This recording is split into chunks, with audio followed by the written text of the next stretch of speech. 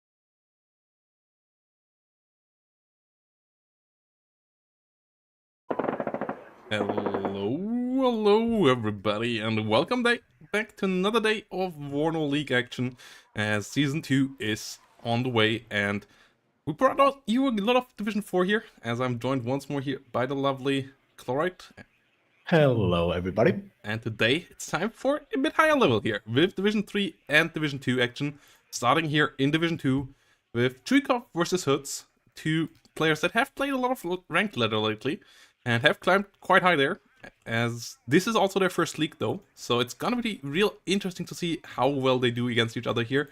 And what do you think about this matchup here? So both of these divisions, 8th Infantry for the Blues and 2nd UK Infantry for the Reds, are both pretty standard and powerful divisions out here. Obviously, the biggest difference is the very powerful forward deployment opener with the Special Forces SAS, as well as the very big helicopter centering of the 2nd, mostly air mobile, even infantry division. The Americans compensate to this with significantly better ATGMs and a significantly better tank tab, where the British will have to contest with just a couple of challengers. And largely, it's a simple matchup here, and Hoodz needs to bring this out to an early close. Trades will have to be made by the British.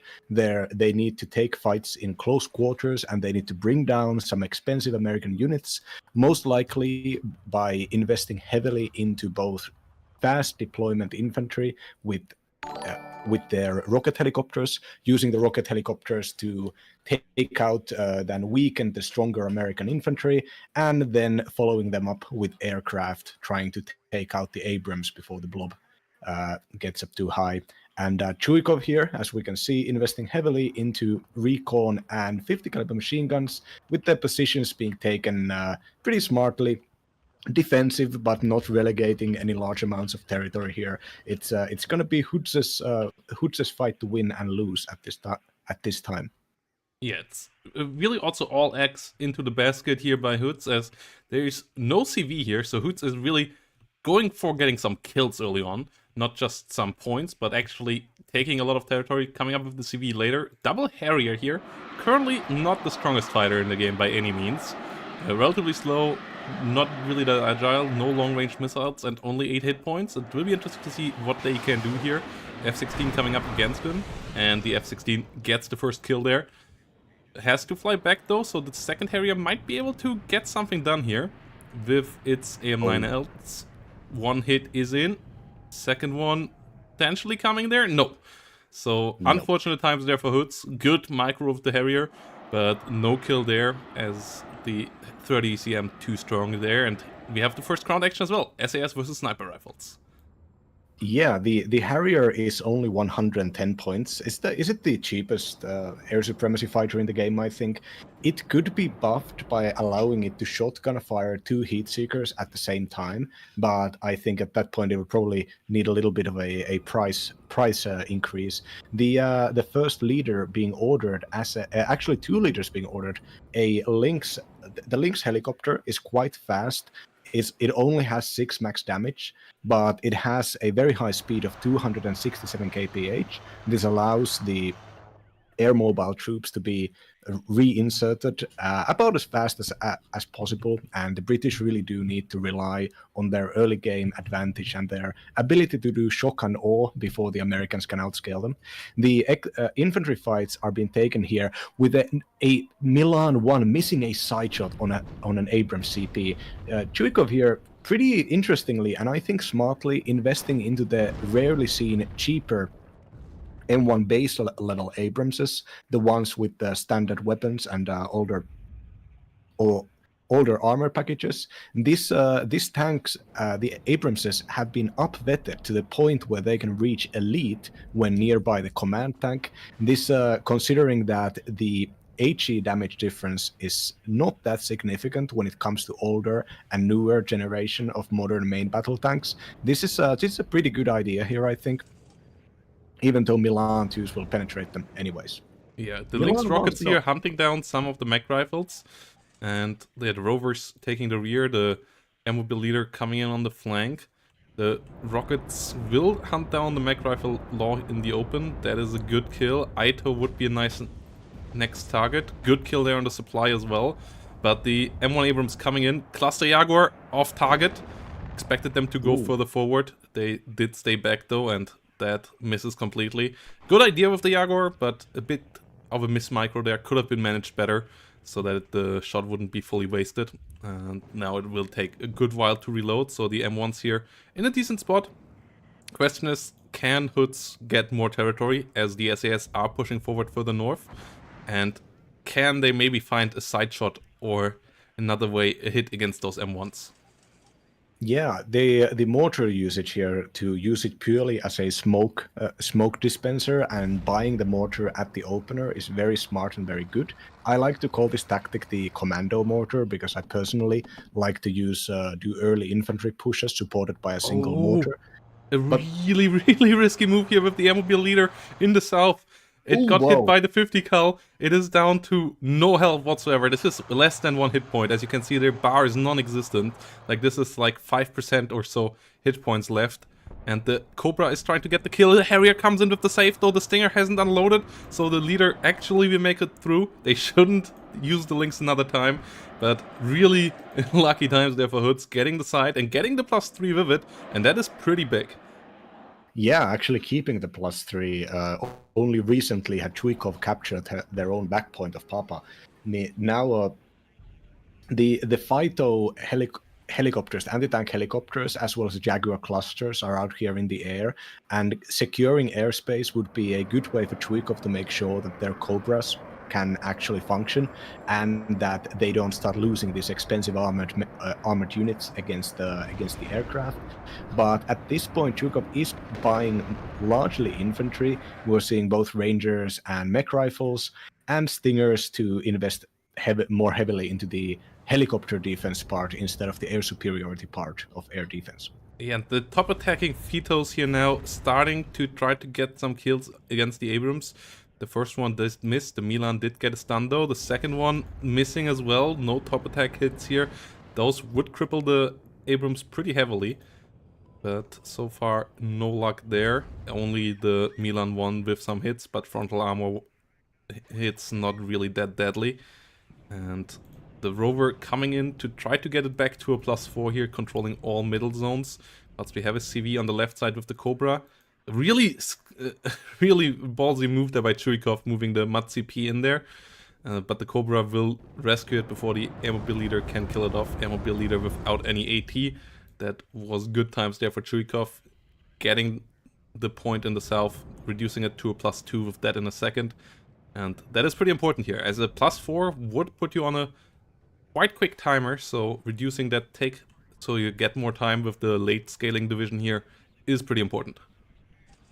Yeah, I think this attack of going with the helicopters head on and trying to buying immediately 2 commanders at your first stick and trying to get the points up, I think it's a very daring strategy. But unfortunately, if you lose any of your areas decisively, you're going to be put into a bad situation. If any kind of a unit concentration is allowed to happen by Chuikov will likely keep on doing aggro because the British are spread so thinly. Even the attack on the back point, which was only done by a couple of units, has was resources that could be used in somewhere else. And the situations of these helicopters and these singular air mobiles fighting for entire territories, these are not sustainable. Well, but Chuikov is spread pretty thin as well. That's what allowed the cluster bomber to get double kill on both the M1 leader and the M1 in the center. So that's a pretty big hit to Chuikov's center. If the Aito and the MG there can be overrun, that would allow Hoodz an amazing position to strike out from. So it would maybe allow even threatening the rear zone heavily, but for sure at least stabilizing the complete north and being able to focus elsewhere. So the kills here lately going pretty decently for Hoodz. But Chuikov also out there with some nice strike forces here. The Stinger Ranger combination to hunt down the airmobile whilst keeping helicopters at bay is a good idea. Getting the zone neutralized, and another Jaguar cluster here coming in, trying to run for the CV, but this double Stinger team might be having something to say about that. No, both missed this time around, so the Jaguar will get out alive, and it got the kill. Hoodz currently has 4 command vehicles out here. They just lost an SAS up in the middle, running it into MG fire. They're now having a rover CP get shot at by a bunch of Rangers. Though the Lynx helicopters will be able to support the capture. 2 more rovers coming behind them. This is I take too many commanders in my decks because I want to be able to be careless with them, but I never buy this many. This is some. I wouldn't even call this cheese. I say this is special tactics. This is some kind of an attempt to force the +2 to go out and like brute force prevent the Americans from being able to play in the late game. This is very interesting and very risky. And another thing that is a slight advantage to the British is that the British do actually have infantry fighting vehicles with autocannons and ATGMs, whereas the Americans don't have. But of course, the American Abramses will eat those up for lunch. Yeah, the Warriors with the Milan ones coming in. We have the Rover CP in the south, getting ready for a bit of a sneak. Could bring the +4 back. Meanwhile, in the north, that Moto Airmobile leader completely YOLOing in there. And it gets into the rear zone. That is a +4. That would be a +6. There's no CV close by for Chuikov. And I don't think anything can kill these leaders before they get the capture. And a +6 will set the timer to an insane rate. If the rover goes for Bravo, it could even escalate into a +8. But yeah, this suicide of the Mod Airmobile leader up north is massive, as that will give Chuikov a lot of headache, as Hoodz is coming up here with a lot of points really quickly now. 5-minute timer.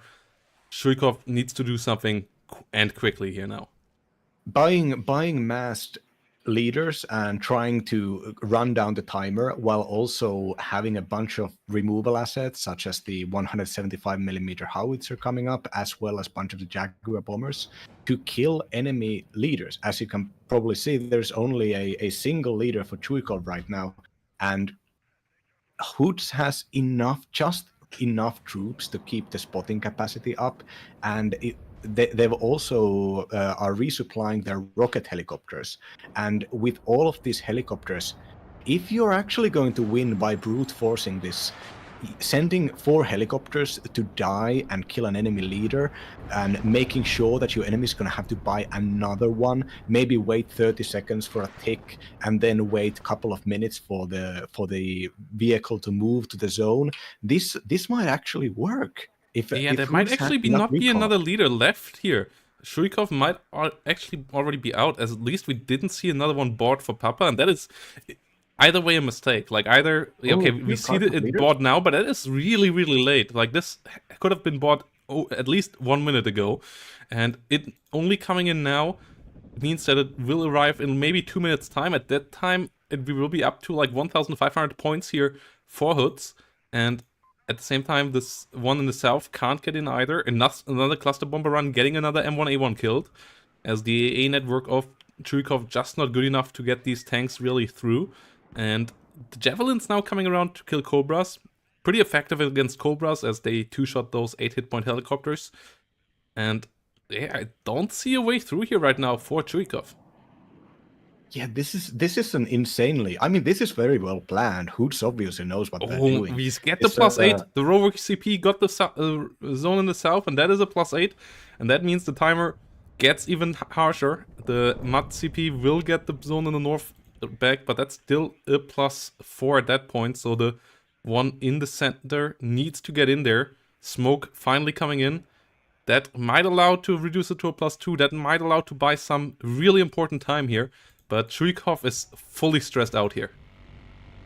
Yeah, there's a Gazelle watching the back point at Papa. The Gazelle and the Phyto and the Cluster Bomber can suicide themselves to take out the single MUT CP. And another MUT, even though protected by protected by smoke right now. The cluster bomber could also just blindly go and destroy this leader. This is the Chuikov is playing reasonably standard here, investing a lot into helicopters, trying to play this out normally, but while going through the motions of playing this out pretty normally in a reliable and strong unit composition, they just are running out of time because of Hoodz's special tactics here. Yeah, it is only a +2 now. It's 6-minute timer still, 1,500 point. If Chuikov gets the southern zone again, it would stop the tick, and there is the Mud CP to do that. And Hoodz hasn't been able to get back into Foxtrot just yet. There is a rover CP setting up for that, but with more helicopters coming in and there only being a javelin, well, a track drop here just appeared, so that might change that. Oh, Mac Rifle, get the kill on the track drop here. This is big, because with the double investment into helicopters, that track drop here could have stopped that completely dead in its tracks now, but this way, Chuikov might be able to wrestle control of the whole south back, and with that, stabilize it at least, and we are still early in the game. It's still 26 minutes back to roll over the second UK completely later in the game. We just need a stabilization here from Chuikov, and that might actually be possible now.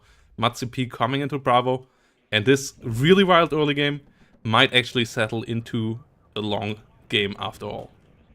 Yeah, buying the track appears here for Hoodz is a sign of a defensive stance for the moment, though the rover CP is moving back to the contested point of Foxtrot, and the second rover CP just a couple of kilometers behind it, and just having these units on board, just having the leaders on board. Oh, and I think the scouts recognized that the MUD had left the zone, so now the rover CP can come and force the MUD to move back up again, and then Hoodz has a third rover CP down south here, and no Tokobra to prevent it right now. So this Hoodz is kind of yanking the MUD CP to go all around, and making sure that the +2 keeps going, because the leader can't be in two places at once. Yeah, MUD-CP moves around now. Again, the rover not moving yet in the south. It should start moving there. We are at a 4-minute timer right now. Armored rifles moving forward. We have a lot of rover Milans coming in. The first Challenger Mark II as well. Trying to throw another curveball in form of a heavier tank onto the enemy. The rover CP in the south not moving is a big mistake right now by Hoodz. That actually might save Chuikov the game here right now, because if that would have moved in there into Bravo already, that would be a +4. That would also mean that there could be no neutralization at this stage with the MUD-CP trying to get Foxtrot right now. But yeah, it is a bit forgotten by Hoodz right now. Hoodz moving the helicopters around instead, whilst artillery is hitting pretty hard as well. Getting a Cobra, I believe, on the ground. Yeah, getting a Cobra that was supposed to be reloaded on the ground. Strong usage of the artillery. And the situation still really, really fragile here for Chuikov. Yeah, Hoodz should have noticed that they actually killed 2 recon units at the back point of Bravo, and the rover CP should just moving up right now.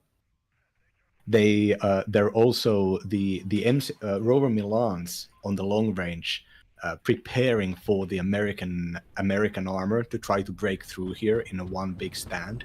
A Challenger, numerous Phytos, and Milan ones are creating this kill zone that is expecting the Abrams to arrive at any minute here.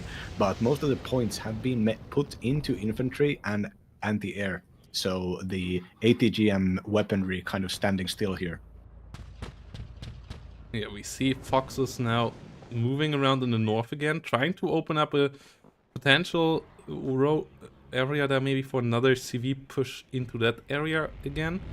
Rover CP being pushed back by artillery, the +1 still going on. The Rover CP in the south has a free way to victory. If that would fall and that would secure +3 or +2, that wouldn't be something that Chuikov at this point most likely couldn't stop anymore. But Hoodz not pulling the trigger there, and that is giving a slimmer of hope here for Chuikov. but it won't be easy still to pull this around. The AA is getting better, the helicopters are still there, but F-16 is just suiciding.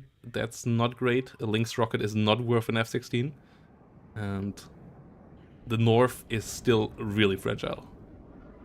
Yeah, I think the rover CP is moving right now. I think Hoodz may have assumed that there are infantry units defending the zone on one of those buildings on the south and southeast of the Bravo point, but now at least taking the risk and driving it right in, and there's going to be a +2 just once again, followed up by a +4, and at this point it's only 250 points.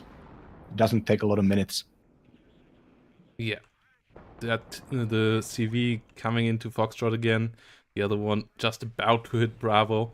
+1 is back online. The MUD CP of Chuikov needs to move immediately. Second MUD CP is around here now as well, so they could face both sides at the same time. Oh, the rover CP is moving back. I don't know what it's scared of. No, they spotted the Cobra. The Cobra, I think, may have spotted them, or they spotted the Cobra with the scouts, and not wanting to sacrifice this. I think this might be the capturer of last resort. I think the idea here with this backline rover CP is that in case the enemy breaks through and starts pushing, we can. By the time their units are in somewhere else, we can push. Ooh, the tornado bomber there. Absolutely annihilating 3 infantry squads of Chuikov. The MUD gets killed off by the ATGM as well. And yeah, I believe it doesn't really matter that the rover CP in the south didn't move in, because we are back to a +2 nonetheless in a second, and it's only 200 points from here on out. The other CV on the battlefield right now is at Papa, far away from Foxtrot. We have another M1 CV coming in, but that's too far away to reach the front line in 2.5 minutes. So this is kind of the beginning of the end. Jaguar HE coming in for the pivot will get a good hit there, will get the kill as well. And those 2-minute 14s, I don't think Chuikov has anything to stop this. Yeah, this is. I think this was. It's really nice to see people are forced in ranked to play the same maps all over again, but at some point they do start discovering new kind of strats, new kind of combinations, unit interactions, division interactions here. And I think the Hoodz recognize the fact that 8th Infantry generally relies on the slower build-up and expensive units. They don't just have extra points around. 8th Infantry players generally don't start floating until the late game, because most of the game in the early to mid game is about buying troops, building up stuff. That creates gaps in their ability to reinforce something like the MUD CPs. And with the long distances and the ability to sneak up recon vehicles, the ability to use combinations of helicopters, aircraft, and artillery, this was pretty smart usage of the environment of the airport. Yeah, really well played here in the end. And Hoodz getting the W here in game 1 with a clean 2-2-1 KD as well, thanks to especially killing all the tanks off with the cluster bomber, and yeah, getting the point here on the board. And it's a best of 2, so they at least have a draw secured by now. If Chuikov can get the next game under their belt, they will get it to a draw. But yeah, it's already points on the board here for Hoodz in the group stage, and that is a nice start into the league. Both players here perform. Yeah, can I point out that there is this Milan 1 called Bainton, and this was the Milan 1 that was put into the one of the towers, one of the 2 towers in the region. And this Milan 1 had the fire control of the reinforcement route of the Americans to the middle. And this is why it's taken out recon vehicles, it's taken out 50 cal machine guns and Stingers, all of these units. And this is something that, like it is literally just about concentration. It's about recognizing where you can unload your troops and when you should just shift click your units to not move past the road where the enemy has a Milan 1 watching. And I think this aggro style that 2nd Infantry prefers takes away the enemy's, the opponent's concentration and allows this stuff to happen, allows the units to go out there while you're watching out for backline action. All of your units you ordered a couple of minutes ago are now being taken out by a 45-point ATGM. Just a little note. Yeah, really strong game here by Hoodz. Cool usage of the second UK. Really just showing the way of how to play this division against heavier divisions as well, as you need to hit them and hit them quickly, and the second has the mobility. That's why they are a division that I absolutely hate playing against, because they are so agile and can hit you everywhere. And yeah, well done here by Hoodz. Gonna be interesting to see if they can... Protoss, you remember when the Challenger had 20 armor? Yeah, I did. Yeah, me too. But back then they didn't have the helicopters. So. Yeah, that's true. But and also, may I just say, we have a surprising number. Already 23 people are watching the stream on YouTube. How about all of you people click the like button right now? Let's grow the community. Every time you click the button, you are literally forcing the stream to be recommended to random people, causing them to become viewers of the stream. So how about you go do that? Yeah, and yeah, see you all in a minute, guys. Quick break. Then we're gonna be back with game number 2.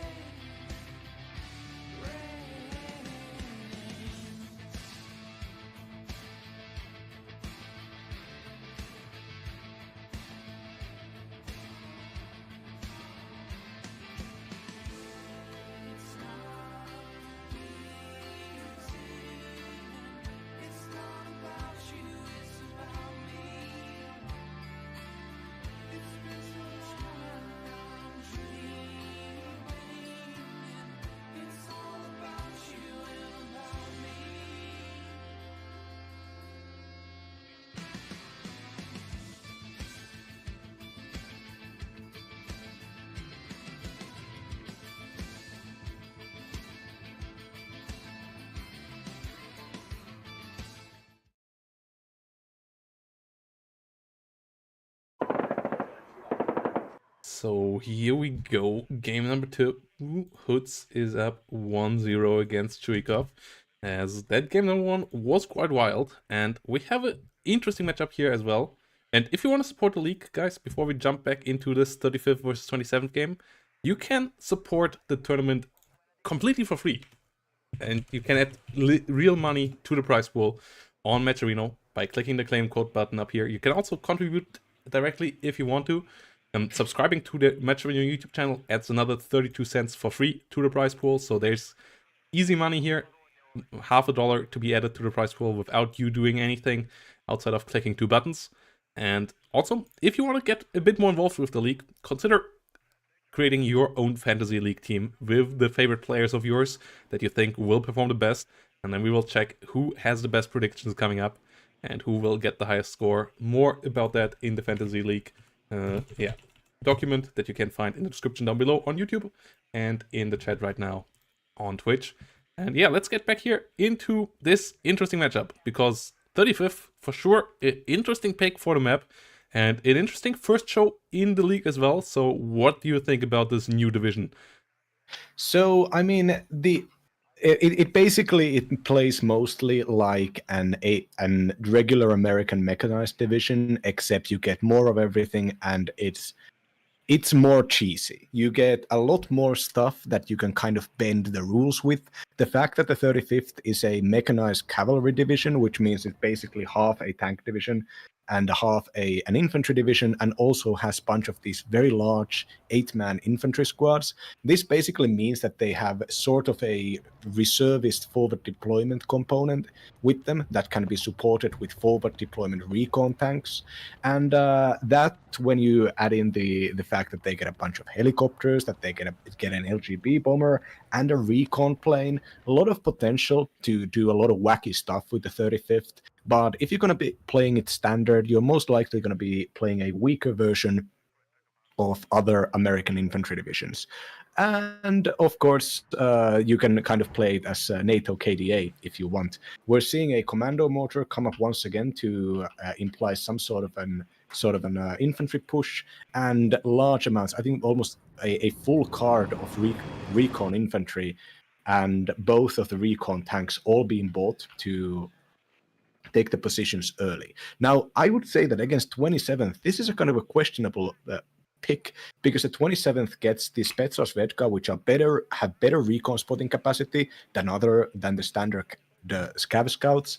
And now that the Dragon has been nerfed, even the regular BMP2s, not to mention the super powerful BMP3s, will be able to do damage to both of the to just eliminate these reservist recon squads, as well as do serious damage against the older generation patterns. But 35th is really just something people I've seen some horrible cheese come up with 35th, and the fact that there's only a single unit coming down the delta and middle, I think this is going to be something's going to happen here. Oh no, the Spetsnaz Vedka deploying way too close. The Spetsnaz Vedka putting themselves into a pretty bad position, even though they are in the buildings, and the BTR is running out.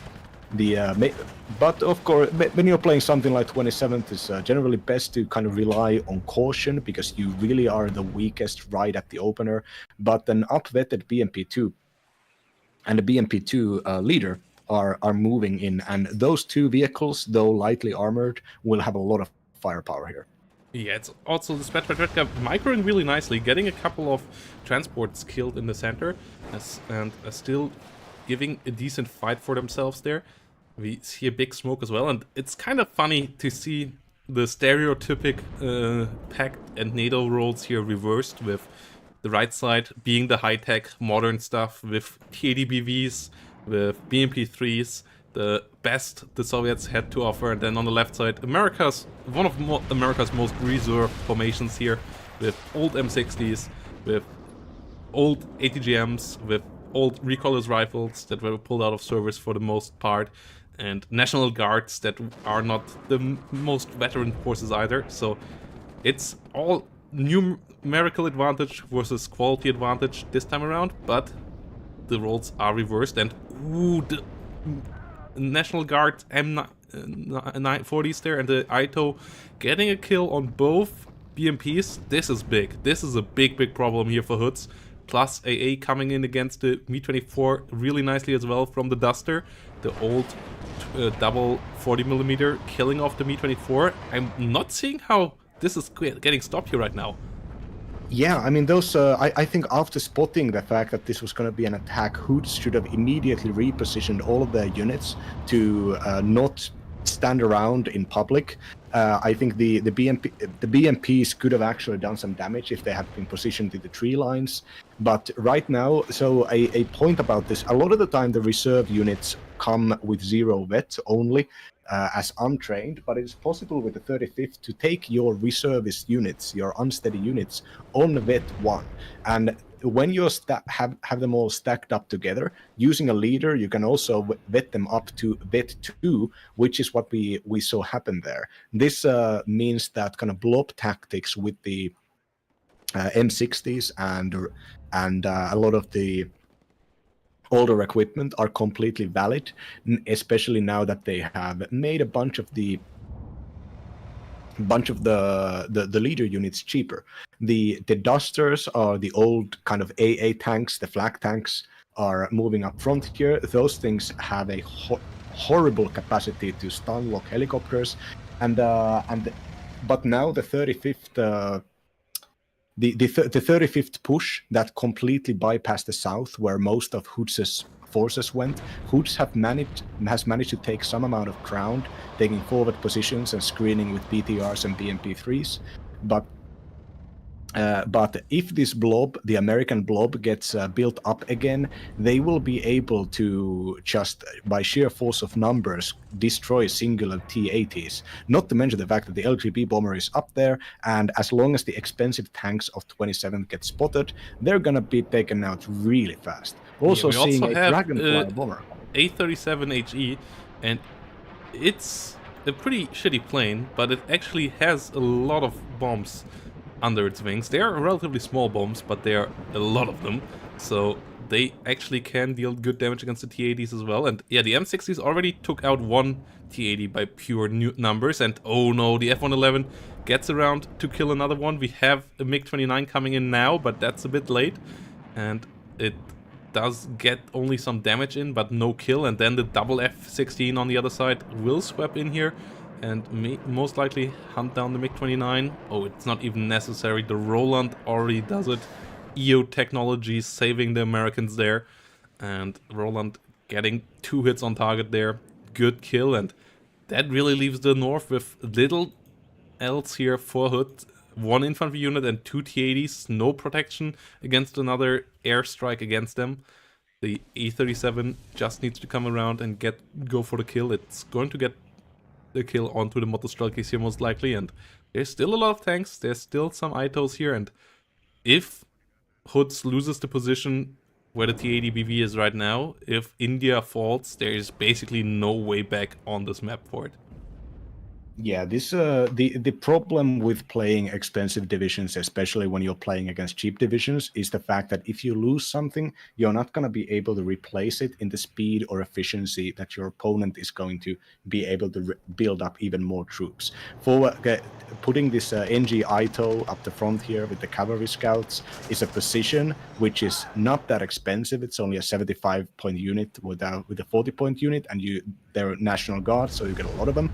But removing them requires an investment for more expensive vehicles. There are already expensive Tunguskas and expensive T-80s getting bought. Now you also have to have some recon units out here or even artillery to remove the ITO. This is map control that Chuikov is buying with pretty cheap units and very aggressive movement.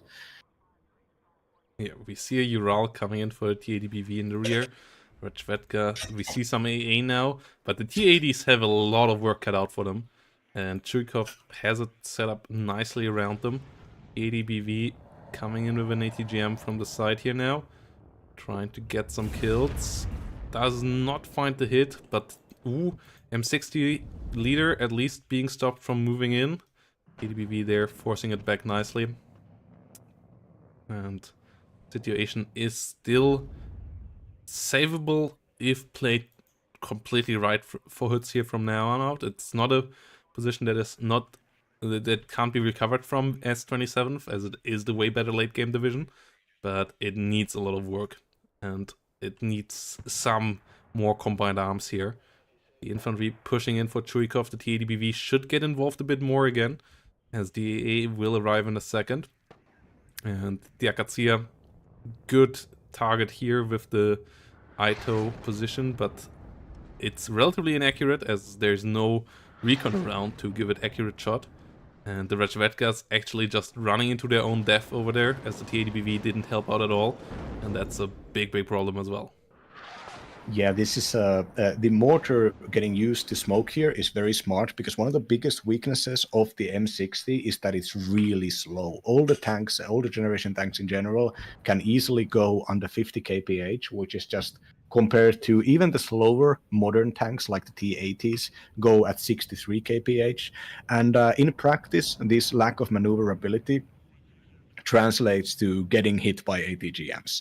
And all of these tanks have only, and I mean the CEV doesn't even have smoke launchers, but the tanks can only fire a single smoke at a time before they need to spend supply to resupply the smoke grenades.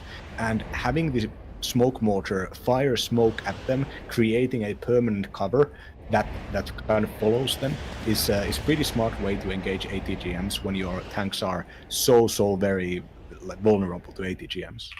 Yeah, Hoodz helicopter here in the south has to disengage at the same time. Akatsia trying to come in here with some artillery fire. T80BV getting some damage onto the T80 to the M60.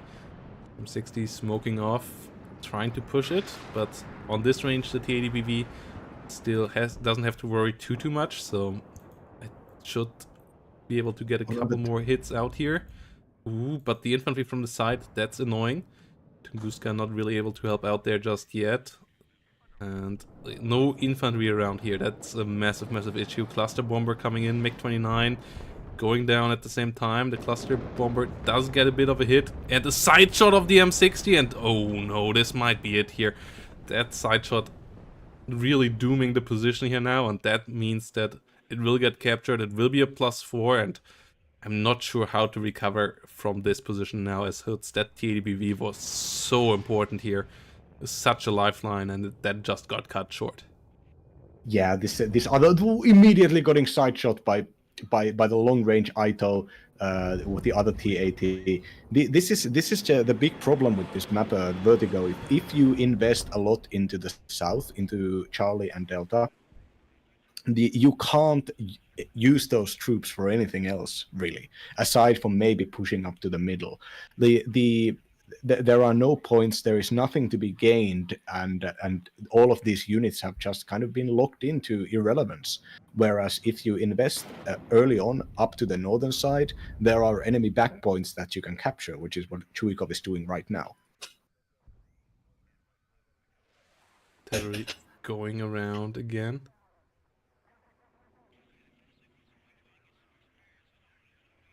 The more smoke coming in. APV could move around a bit in the rear. Conquers M rolling in here, and that is all nice and good, having a bit more AT, but the real issue is now that the spotting and the anti-infantry capabilities are kind of lost for Hoodz. Like, more tanks won't really save you here if you can't spot the enemy ATGMs, and if you will get side-shotted because of that again.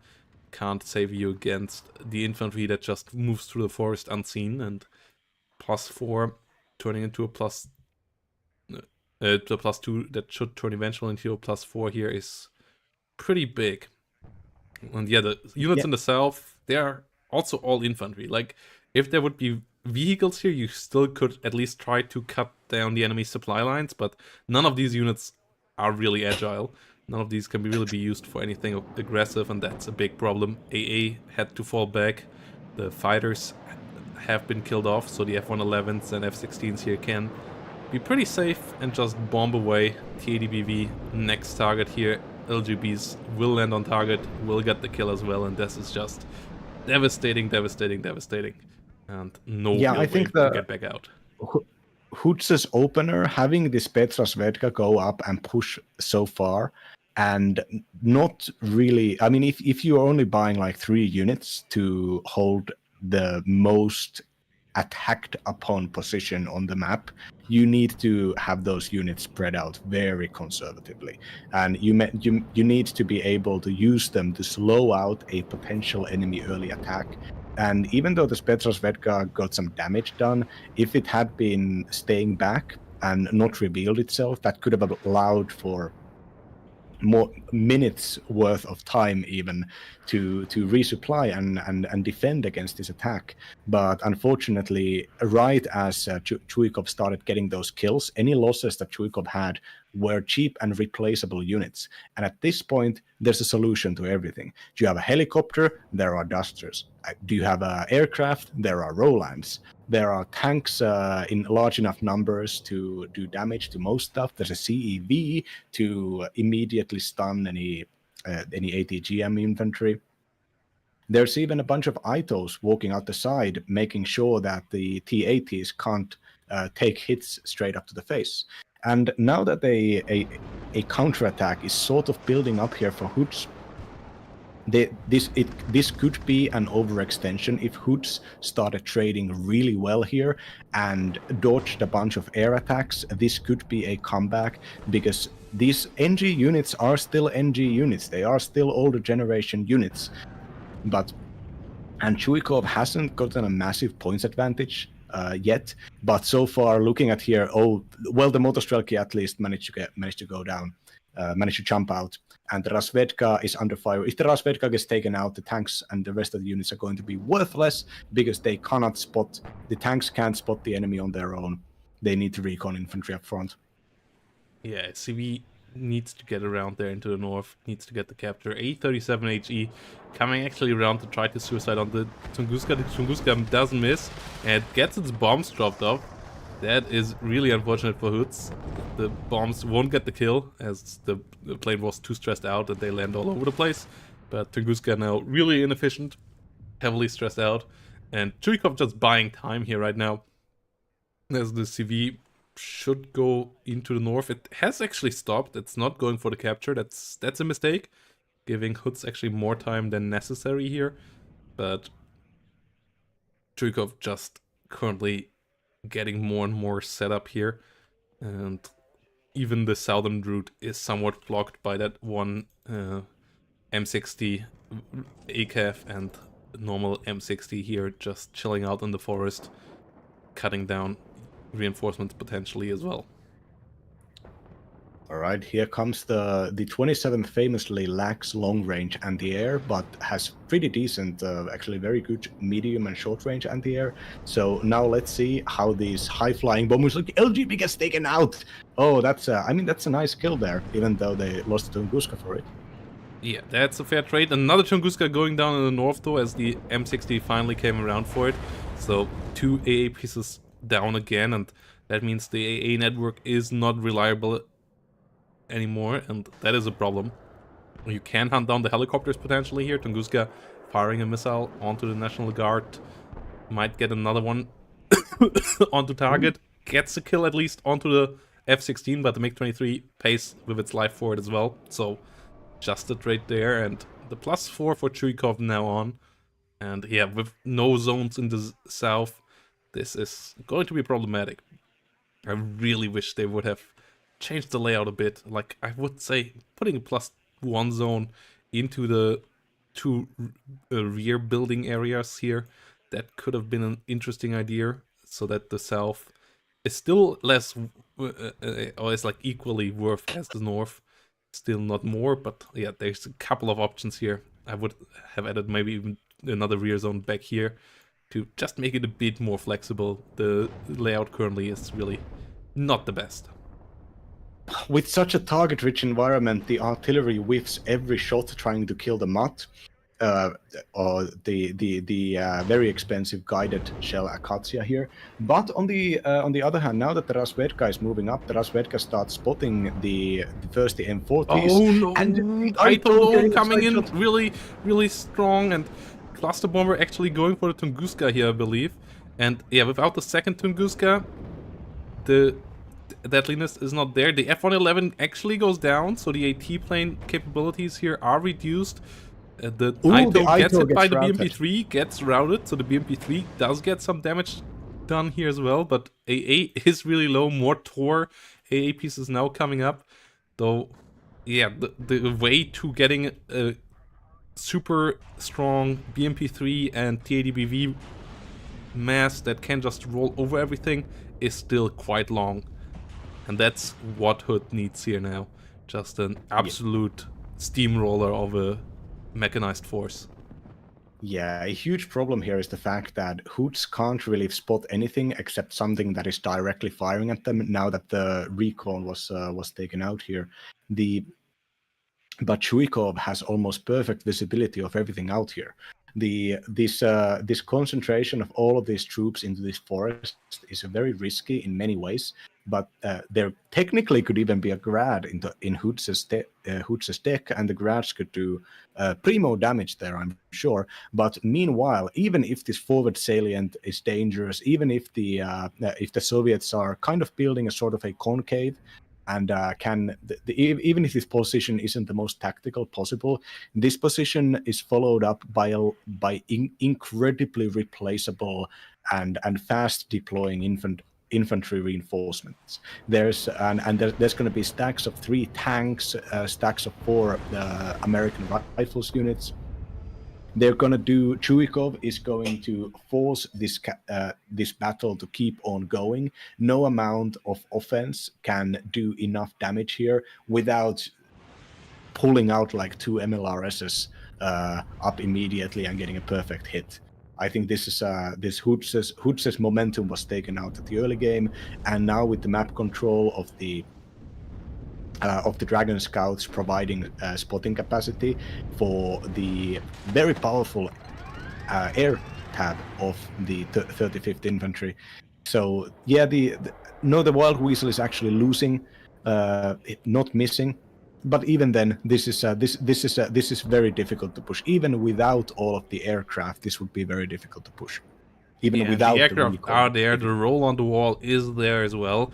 So yeah, without cluster artillery hitting and just murdering this forest, there is little way to do something about this. The BMP3s and T-80BVs not in the numbers here to really get a fire superiority that you would need to just immediately stun down any ATGM, to immediately stun down any enemy tank and hit them with ATGM walls. Like the traits have just been too bad for Hoodz here, coming out too many times, getting hit by ITOs, getting hit by the planes, and not really getting anything of major value from the enemy. Sure, some units have been killed off as well, but did get some stuff done, but there's just too many annoying infantry units here with the recallers rifles that can deal damage to any vehicle as well, and with a lot of ATGMs and planes still around as well. More M60s coming in, and cluster bomber coming in for the tour here.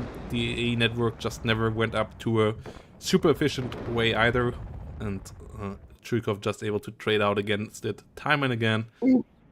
Good kill against the BMP3 in the north, and this is a big problem here now for Hoodz. Yeah, this just a sheer amount of. I mean, this is I think this is sort of the NATO KDA. Instead of having massed AT planes as you have with the Kampfgruppe der Arbeiterklasse, you have really good F-16s and really good Wild Weasels and really good LGB bombers mixed up with some of the older generation Dragonfly bombers, and yeah, those are just enough to remove the key units that a division like 27th has to rely on. There is no key unit here for Chuikov. There is nothing that you can hit and have this this building of cards, tower of cards, fall down. Everything needs to be killed one by one, and from Hoodz's side, this requires a sort of a combination of Tunguskas and T-80s, which have been methodically removed.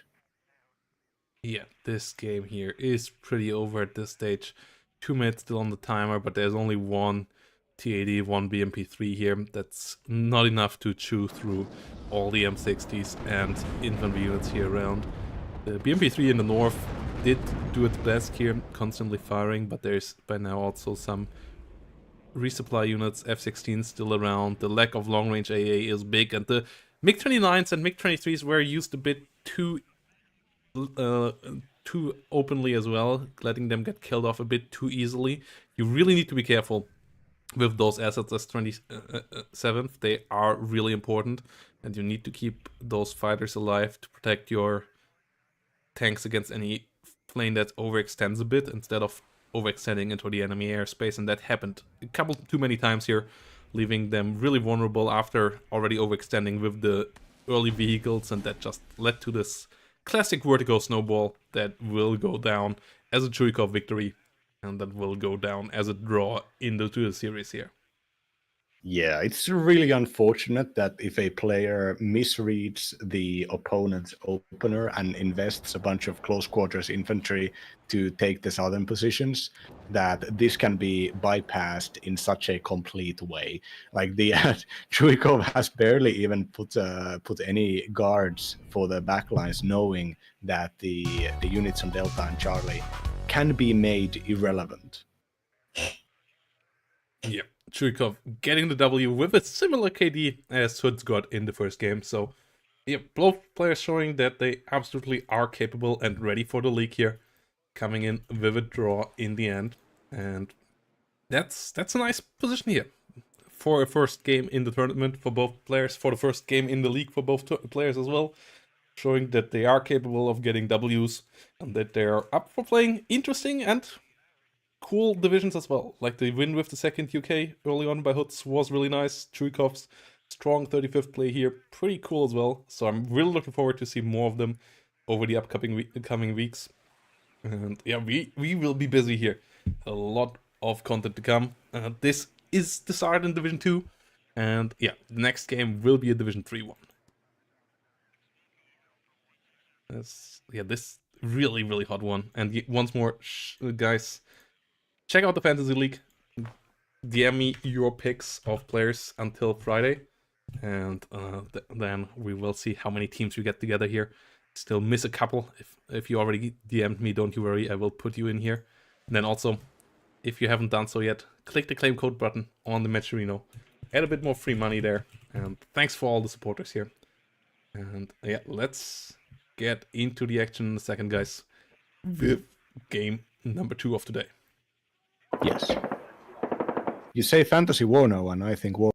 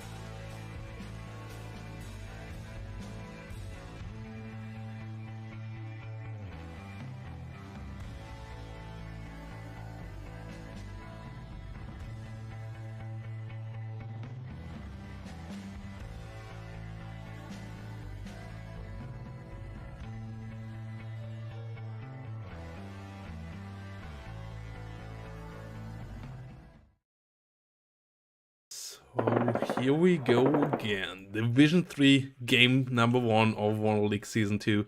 And we have a veteran and a new face here in front of us. On the right side, a friend of the channel, helper in the organizational part of STL as well.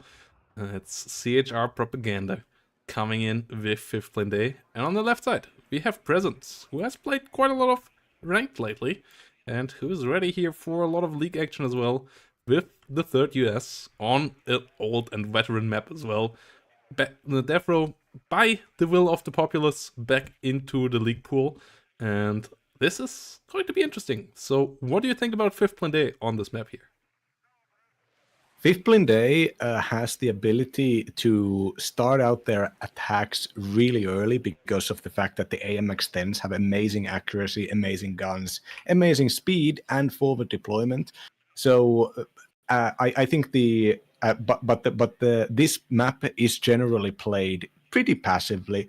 The newer iteration less so than the earlier ones, but it does support a lot of play styles that based around ATGMs and buildings, buying out artilleries, building up a nice mid-game attack, and then taking these zones one by one methodically.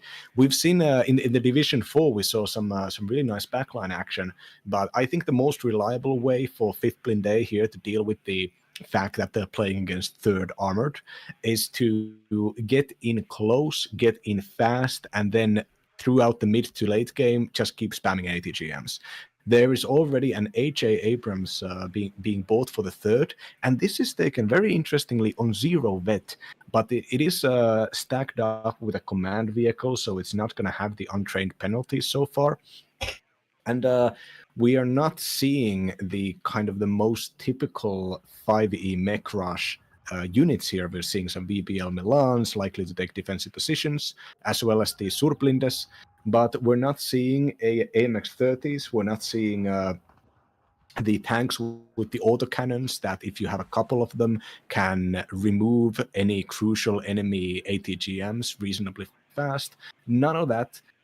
I think if the points here on the board are the final buys for CHR Propaganda, I think there's going to be a lot of air here, because where else would the points be going? There's barely any infantry. Well, I mean, all of those units on the board are relatively expensive, but yeah, there still should be a couple of planes, though that might be exactly the idea of scouting the enemy with your recon stuff, then hitting a couple of important stuff with air, and then just rolling through with the quick stuff. But as we see, the deployment gets changed. So let's switch over to the other side here, because that deployment seems to be relatively set, and that is a really heavy deployment in forms of 2 Abrams, a Bradley, a iHawk, and a Cav coming in here, together with a Bradley Recon as the main push through the center. So it just seems to be the wrecking ball kind of strategy here for Presence, just using the heavy armor of the USA against the somewhat lacking penetration power of the French, and just trying to use that to get through. But a couple of IFVs with scary Totus, those one-shot any of the MX-30. So MX-30, maybe not the best investment in this matchup, because a lot of things can one-shot it here. A lot of Bradleys, or 2 Bradleys together with a CV coming in from the south to try to block the enemy from getting through there too easily. But the north might be a bit open, but that is okay. And yeah, a really heavy American start with one interesting development on the flanks here. Those scout movement positions are really interesting. Gonna see where they end up, as they seem to be for some sneaky eyes onto enemy reinforcement routes and positions where the enemy wouldn't expect recon to be. Yeah, I think the strength here when it comes to tabs is that the French get better infantry and they get more of it, and it's generally faster deployed. The French will be able to contest long infantry fights, especially in the southern area, generally where they happen, but those infantry fights will have to be covered by large amounts of heavy ATGMs, because otherwise the Abrams will be able to destroy even the larger squads on long range. The French don't get light ATGMs, they get really good shoulder launch rockets, but have to actually kill the heaviest tanks. The only reliable ways are with the Milan 2s, the Hot 2s, and the Jaguar ATs. And good enough American players can prepare for those and counter those, as long as they have just a little bit of luck. Yeah, Jaguar AT coming in. Will move around here a bit. Mirage 200 as an escort, though that's not a strong fighter in comparison to what the enemy gets with the F-15s. If you look at the northernmost Serblinder, you will see that there is some kind of an issue going on with it. Oh, it's moving backwards. It's doing the Michael Jackson to the front line here. Slowly moonwalking up to the front line. F-15 is out on the hunt for the Jaguar. The Mirage gets behind it though, so it might be able to get some decent damage here. Its double 30mm guns for sure can do some damage to the F-15.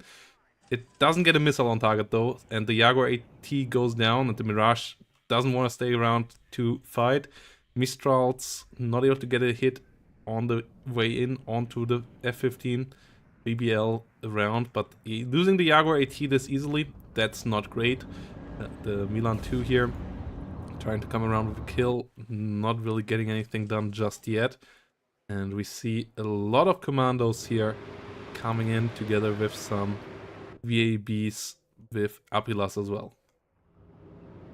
Yeah, this French line is almost completely held up by light units. Actually, I mean, I would even consider Serblinder to be light. They're just waiting for the Americans to come up. The tactic of getting the armored battle group up to the plateau and then just driving around, having the CEV and HA Abrams basically one shot, either soft one shot with the CEV or heavy one shot with the HA Abrams. And this is such a, I mean, why change something when it's not broken? Well, the reason to change it is because the French might suspect that you're doing it and buy extra Mephistos to watch out here.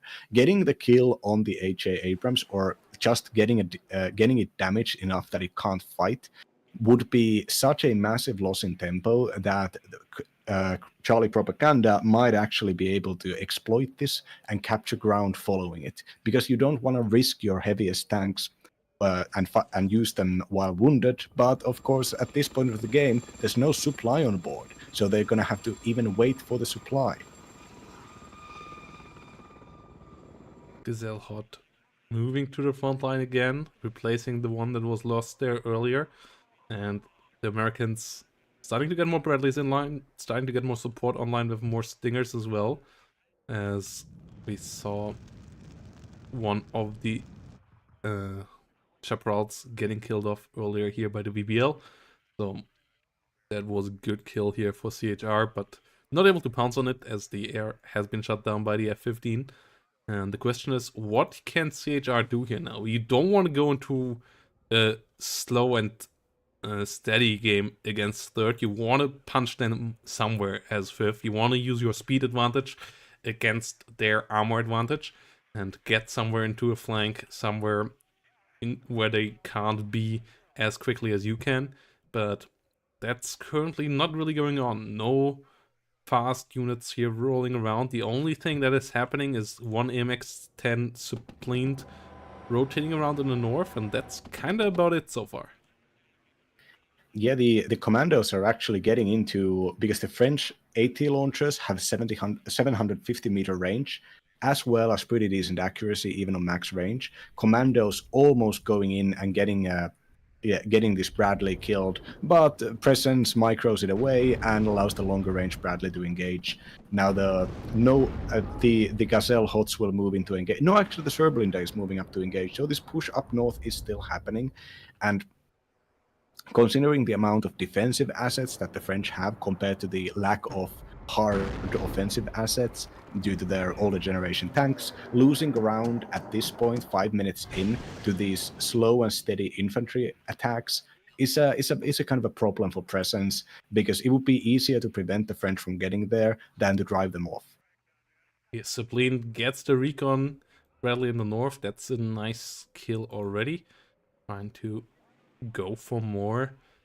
And we see M1A1HAs now coming out, so it's really a strong mechanized force here with a lot of Bradleys and a good couple of M1A1s as the force of choice here for Presence. That means no helicopters yet though, and you still are somewhat vulnerable to ATGM with the Bradley. So you need to be careful. You want to keep them behind the tanks, behind the M1A1s, but that's not currently what's going on.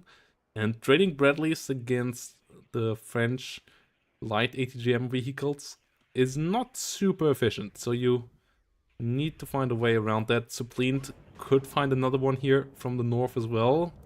It's lining up for a side shot here. Gets good damage. Not quite the kill yet, but might get a second shot out as well, and that might finish it off. Yeah, there we go. So 2 Bradleys down. Good start here for CHR, whilst continuing the push in the north slowly with infantry.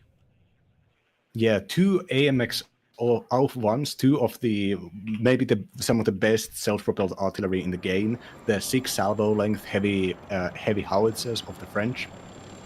2 of them bored out, meaning that as soon as targets such as Abramses are spotted, the 2 cannons can start firing at them accurately on close range, supported by the recon, meaning they can get corrected shot.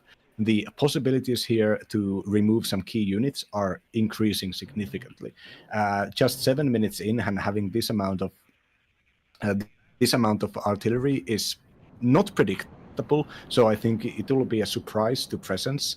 But the fact that these lighter investments into Mephistos and the lack of tanks has allowed a certain amount of surplus that is getting spent interestingly here by the red player. Yeah, we see Vodje Apilas sitting in the north with some ATGMs, commandos in there as well. The AUF 1's now coming online. And yeah, if the M1's getting caught standing still, they will get punished quite hard there. M1A1HA already taking some damage. Luckily moved around. Fire team next to it not as lucky, but we have big artillery on the other side as well. M1A1's starting to get some kills, and at this moment we also get raided by Mr. Peanut. Whoop whoop! Thanks for joining in here. Hope you had a good stream, and hope everything is setting up nicely in the new house. And all the other stress currently is not too big either, setting up for the big day. And yeah, thanks for coming in here with the 70 guys. Welcome to some WARNO League action here in Division 3. And as we see the Jaguar AT not quite hitting the second shot, and the M1A1HA will stay alive whilst the Stingers get to finish off a Jaguar. The Jaguar numbers here really dwindling already for CHR. That's the 3rd attack Jaguar already getting shut down. Yeah, hi, it's me, Chloride. I'm here too. What I like to point out to everybody who was watching the team, man, I really recommend you go and watch the earlier games at a later date, or maybe after the stream when the VOD is released, or if on YouTube, you can just go and watch them now. But the games we had right before this on Division 2 were top tier. Yeah, Suplint and VBL Milan pushing forward. Defro is back by the will of the people. The players of the league voted which map to put into the map pool. They voted for Defro. They had a couple of other options for there as well, but they voted for Defro, so people actually seem to enjoy it. It's their own fault. But yeah, Grandier Voltageers getting pushed by fire teams here. Bradley attacking the Grandier Voltageers as well, and it's interesting to see what the Suplint here on the side can do in the south. Bradley coming around, trying to kill it with Toe 2, but gets shot. The Suplint finding another Bradley. And the Bradley survival rate here so far, really not that great this game. The Jaguar is taking out and buying some time, removing fully the infantry force recon up the middle. But there's Presence is buying 2 aircraft troopers, which generally, considering that they're being deployed right behind the tanks, means that Presence wants to press with the infantry. They want the infantry reinforcements fast, which is telling me that the attack is probably going to happen. There are so many Bradleys already, at least 2 HA Abramses, as well as the M1 Abrams, no, 3 HA Abramses even. So at some point there's going to be a critical mass of stuff. These HA Abramses are taking 0 vet quite exceptionally, in my opinion, and I think the point of this is to allow the using these tanks as pummels, as battering rams, basically allow them to just get in close and power through the French ATG and walls, which are the predictable way that the French are going to deal with this. Meanwhile, Propaganda moving down south with the Dragon Para will likely be able to get into the zone, and the VBL Milan providing enough recon potentially that there are 2 Apilas infantry units already called to the southwestern back point of Foxtrot, and if any reinforcements that are coming are not going to be enough. So I think this the battle will stretch into the Foxtrot, forcing presence to start investing into defense of Foxtrot sooner rather than later. Yeah, but at the same time, the VPLs and the Mephistos in the center of CHR went down, so there's actually basically nothing here stopping Presence from just rolling over CHR with the Bradleys and M1s in the center. But for now they stay defensive, and that is a mistake. The North has basically no defense here whatsoever. CHR is super thin there, and if the Abrams realize that, they can just roll all the way to Bravo here right now, and that is a big issue. Another Jaguar also just got shut down as well. CHR really not that good this game here with controlling those planes. Those planes just dying like flies, and that's to a couple of Stingers nonetheless. Like, there's not a big AA network here on President's side, it's just 2 Stringers and a Chaparral, and the Jaguars died time and again to that. At the same time, artillery trying to go for a counter battery here again against the M109, but that means that it doesn't hit anything on the front line. The Alf-1 a bit stuck on trying to find the kill there. This time around, at least, Presence not moving the M109 in time, so it gets damaged a bit, but it still will survive there. And the center really needs help here for CHR right now, whilst the push in the south is slowly going on. Yeah, the Jaguar gameplay has been quite suspect to me. It's going to move out now, and if it gets mismicroed and flies over, it does not get mismicroed, fortunately. Fortunately for the Reds here, if it had flown anywhere close to this death ball concentration of American armor, the Stingers would have, and Chaps would have taken it out easily. The aircraft troopers are now up front here, and they have the security trait, giving them just a little bit more extra recon, making them pretty alright units. With the 9 health, they're able to sustain damage, and they're not a high priority target in a way that a smaller recon squad would be. So I personally, at this point, I would have my units, my infantry units, just start walking all over everywhere, because there's so much fire superiority for the Americans that anything that an infantry unit could meet would be taken out pretty fast here. VB gets destroyed. Mirage coming around. 1 goes down. Ooh, second Mirage 200 also getting shot. CHR here not with the best air micro this time around. Both Mirages down once more. Roland's trying to get at least revenge on the F-15. That one will go down as well, as it goes a slight bit too deep. But CHR might get some points here in the south. Really pushing in there, though at the same time, Presence finally pulling the trigger in the center. Aircraft troopers with a hell of a lot of Bradleys and M1A1s here rolling forward, and I don't quite see how to stop that from Presence perspective here right now. Roland 2 under fire by TOW 2s, trying to run away, can't escape, so another important unit there going down. But the Alf-1 desperately tried to stop the push in the center. Milan 2 there could maybe find a couple of important kills.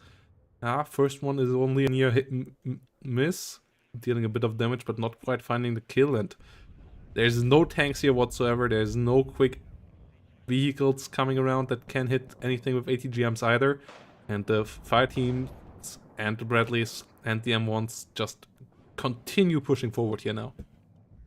Yeah, this would be a position that if there had been like 3 Jaguar bombers, all of them could have gone out and done significant damage, but nothing has been able to whittle down this attacking force here. The only thing preventing Presence from winning the game right now, I feel, is their own carefulness. And sometimes you just gotta press through those barriers. The Mirage getting shut down, another plane down here for CHR. The Alf-1s trying to come in once more, but the spot they hit, there's nothing really there. Meanwhile, in the south, Cobra and CVMAT sitting around. Mistral at least getting a good hit there, so the southern situation still might develop okay for CHR, but at the center is a different story here. Bradley continues pushing forward. Grenadier Voltigeurs out of ammo actually by now, so the Milan 2 just gets rinsed by the Bushmaster there. Whilst we still don't see any tanks. CHR playing the 5th plane day as a complete mechanized force, like no tanks whatsoever, not a single AMX-30 has seen the battlefield yet, which is an interesting way of playing the French. Jaguar Oh, that HE was a big hit. getting a decent hit, routing the M1A1 and actually surviving here luckily, but it will be out for a long while as well. Reinforcements of presence are allowed to unload to Foxtrot without getting fired at by the AT weapons of the French. The Bradleys move into a safer distance where they can't be picked off by an Apilas on LRAC. And this is this attack so far down south, even though a lot of investments were done, there are AMX recon vehicles, there's a Roland, there was extra infantry. The engagements that they have taken has been against a superior force of infantry, even upvetted by the MUT CP here. The napalm might actually change this, but even if the napalm hits perfectly, and it doesn't because it kills the Grenadier Voltigeurs, there's no infantry here to keep this up, keep the zone up. And once again here, with the firepower of these Bradleys and the killing power of these engineers, the Foxtrot battle could already be won in just a moment.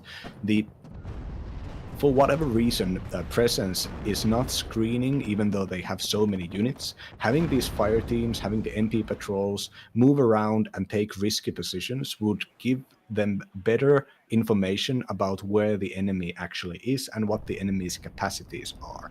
The fact that the mechanized force is centered physically in a very small location is something that can allow for good engagements, but you should mix up the blob tactic with the screening tactic. The blob needs to have good information about where the blob can move, and currently the blob is kind of acting a bit scary, which has given propaganda time to reinforce and put up a bunch of Milan 2s.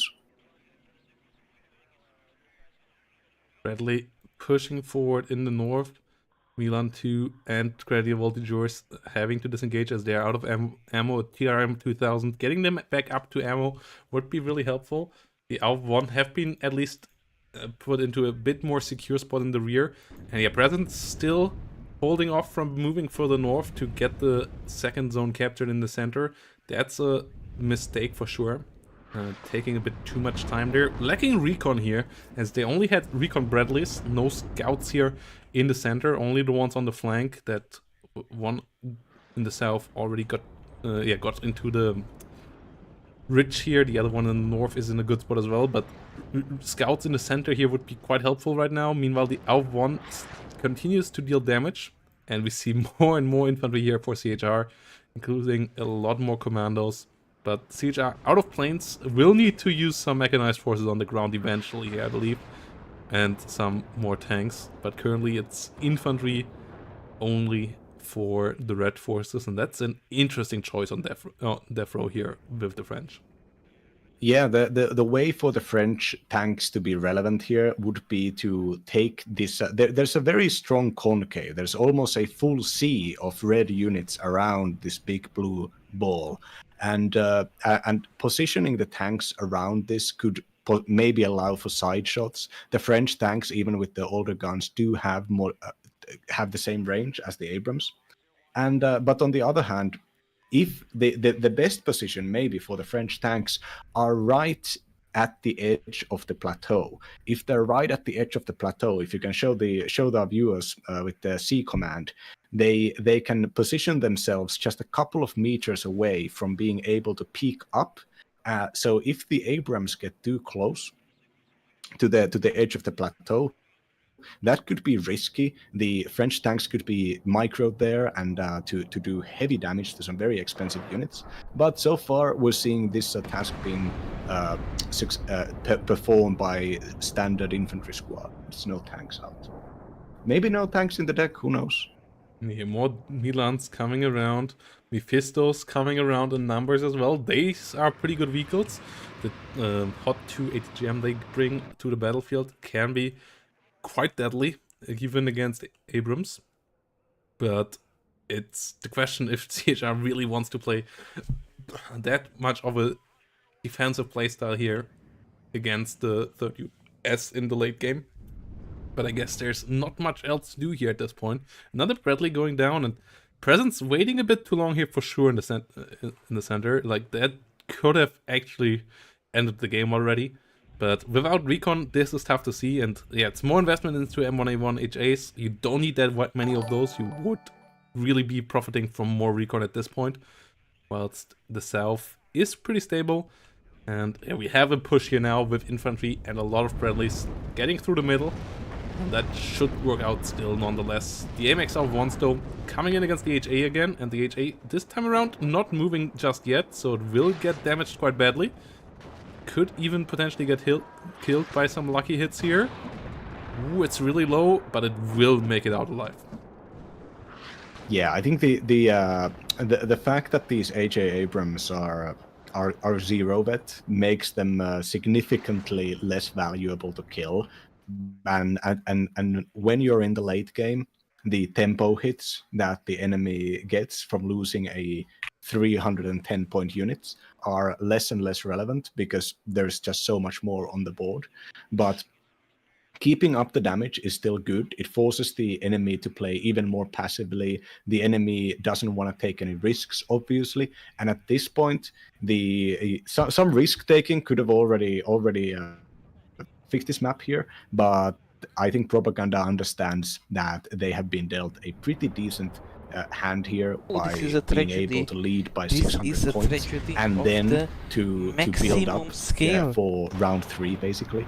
And now the Mephistos and Group Antishars are all prepared here. Some screening has been done with the MP patrols and fire teams, and now the M113 is moving up and naturally spotting the ATGMs, and yeah, at this point, now is the time for a really good engagement. Now is the time to exploit a potential overextension, maybe lure the enemy into an overextension of some kind, but the equipment that the French can use best in this situation includes the bombers, and only a HE and Napalm bomber are left here, even though I'm sure they're going to be able to do some good damage. The HE coming in right now, doing decent damage for sure against the CV Abrams there. The F4 Phantom actually gets shut down there on the way in, but the HE goes down too. The CV Abrams is down though, and there's no CV in the center following that up. Another one, oh no, there's actually an HA right now arriving, so that should move up there as well. F15 going a bit too deep, getting shut down again, and the AMX of 1 still doing good damage, as the Abrams here just a bit too chill. Like, this is so much firepower here. 3 HAs, 4 HA Abrams is actually, like, they could just A-click through this stuff with a bit of recon helping them out, but CHR is allowed to stay here a bit longer, get a bit more on the flank, and with side shots, even an HA Abrams can fall. Presence a bit too focused on getting that heavy ball online and too little focus on actually getting some points on the board here right now. Yeah, you have the ball just swinging around at this point. Every engagement that you can take is going to be a preferential one, because there's no force on Earth that can actually beat this efficiently on long range. If you drive up too close and you have the bunch of the Grenadier Voltigeurs and the Apilas stun all of your units, yes, something could be done there, but you have so much. There needs to be we saw this with the Division 4 games yesterday, but yeah, there really needs to people need to understand that when they have this much, the right click tactic needs to be unlocked. You need to press a big red button of just Q move up a front little bit. Watching this replay, I'm sure for Presence is very infuriating. Understanding that all of this exists because they just didn't press forward 10 minutes earlier. Yeah, Engineered Dragons here now coming in, but will get shut down quite easily as well. And yeah, the planes getting hit by Stingers once more. Cluster Bomber going down as well. AMX-30 is showing themselves a bit too early here. They should really be only here for side shots and really close range combat. VABs being overrun by the M1A1s on the side as well. Presence getting the +2, so the situation would still be good enough with that, as long as +2 can be kept up. The AMX of ones have the role now to deal with the HA Abrams. That's what they should try to focus on. AMX-30 Brennus coming in onto the battlefield as well. The VABs at least able to get rid of some infantry here, but no AT power really to stop these Abrams. And yeah, there is in no division there is enough firepower really outside of 119th to deal with that many Abrams on the ground, and especially not in the French division that is really focused on dealing with enemy light armored and infantry units by a lot of autocannons, a lot of mid-damage cannons, but M1A1's HA's 21 frontal armor, you're just not gonna penetrate that easily. Yeah. Presence's tactic is working. The 13 minutes is more than enough time to hold a simple +2. So this is a this is not a failure, absolutely, but the options and the chances that have been given to propaganda here are just these are something that can be maybe whittled away with some more aggressive mentality. Yeah, rocket flying back. Group anti-char, maybe getting a side shot against an AJ Abrams here, maybe even a back shot. Good idea, Voltagear with an LREC coming around as well. The M1A1 going down there, turret flying as it gets killed off. Group anti-char really successful there. Yeah, the lack of recon here and the lack of pressure from Peasants is the only thing that could still ruin this. And a couple of AMX-10s coming around. And CHR trying to sneak up from the south again here onto the battlefield. Mephisto coming in with an ATGM from the sideline. Could find another Bradley. Only gets a stun there. As the Bradleys start to roll forward towards it. Together with a Rocket Apache and 1A1HA. Most likely going to finish off there with Mephisto in a second. Yes, there it goes. So, yeah, the +2 currently good enough for Presence. That will still do it with 12 minutes remaining. But it could have been a lot easier than this. Yeah, this there have been so much of these units out here have been replaced recently after the last engagement with the American tank blob, and right now the tank blob is less of a blob and more of just a front, which is smarter in my opinion. That having them spread out at multiple tree lines makes them more survivable, makes it so that it's way less difficult to get critical hits on the whole group, and makes them less vulnerable to air attacks and artillery. Ooh, the M1A1 CV goes down again. There is another one over there that needs to move in now. It's already starting to move, but that's another CV down. It's still 11 minutes though, so Presence still has time. A +2 will get the Presence up here within 3 or 4 minutes time, so it's not a massive issue, but it could still become problematic here. Yeah, the fact that they are engaging and moving to the Milan 2 range and getting hit by the Milan 2 here, and not being able to fire back because there are no recon units outside of the Kiowa warrior that is on the backlines here. There needs to be any kind of tank gameplay. The small stealthy recon squad, snipers, that kind of units, they're invaluable because you can have those things on return fire. Yeah, the American scouts don't even get AT weapons, and it's okay because you can just have them hang around on the tree lines. Their stealth is going to be so amazing. And the enemy is always going to be concentrated in taking out your tanks. Having the recon units around is one of the most, it's the biggest buffs that your tank gameplay can have. Yeah, another Mirage cluster going down here in the skies, and the M1A1's now rolling forward. AMX-30 Brennus not in a fun position there right now. You see Dragon Paras coming around from the rear as well. Chasseurs and AMX-10Ps slowly trying to roll forward here as well. The autocannons will open up against the ACAVs. Ooh, Fireteam Dragon coming in with a good hit here. The Fireteam Dragon slowly pushing forward. Chasseurs and AMX-10Ps. The commander of CHR trying to get in there. For now, CHR still has the advantage here, and there is a CV unit now in the southern corner of the zone. Artillery of Presence at least already aiming for it. The CV needs to get into the zone completely though, as there's currently no CV here for Presence at all, so CHR actually could get a tick for a couple of seconds here again. As at the same time, CHR loses the CV in the north, so yeah, Presence is getting through here potentially, but they need to do more. The artillery hitting the CHR's leader immediately, that is fantastic. Really good reaction from Presence there. This was good anticipation, and it might get the commander there immediately. CHR might be lucky there, as it is getting away alive. But it is a +2 here for Presence again, and Presence only 40 points away now. So CHR really on a struggle here in the last 8 minutes of the game. Yeah, I think we're seeing here that why Third Armored is such a popular division to play, especially in team games and 10v10, because even if you don't necessarily play it perfectly, as long as you're careful enough and as long as enough of your deck is on the board, all engagements that you're going to take are going to be preferential engagements after some point. And of course, the enemy wants to prevent this by playing aggressively, but it's very difficult to play aggressively on this map when your opponent opens with 2 Abrams.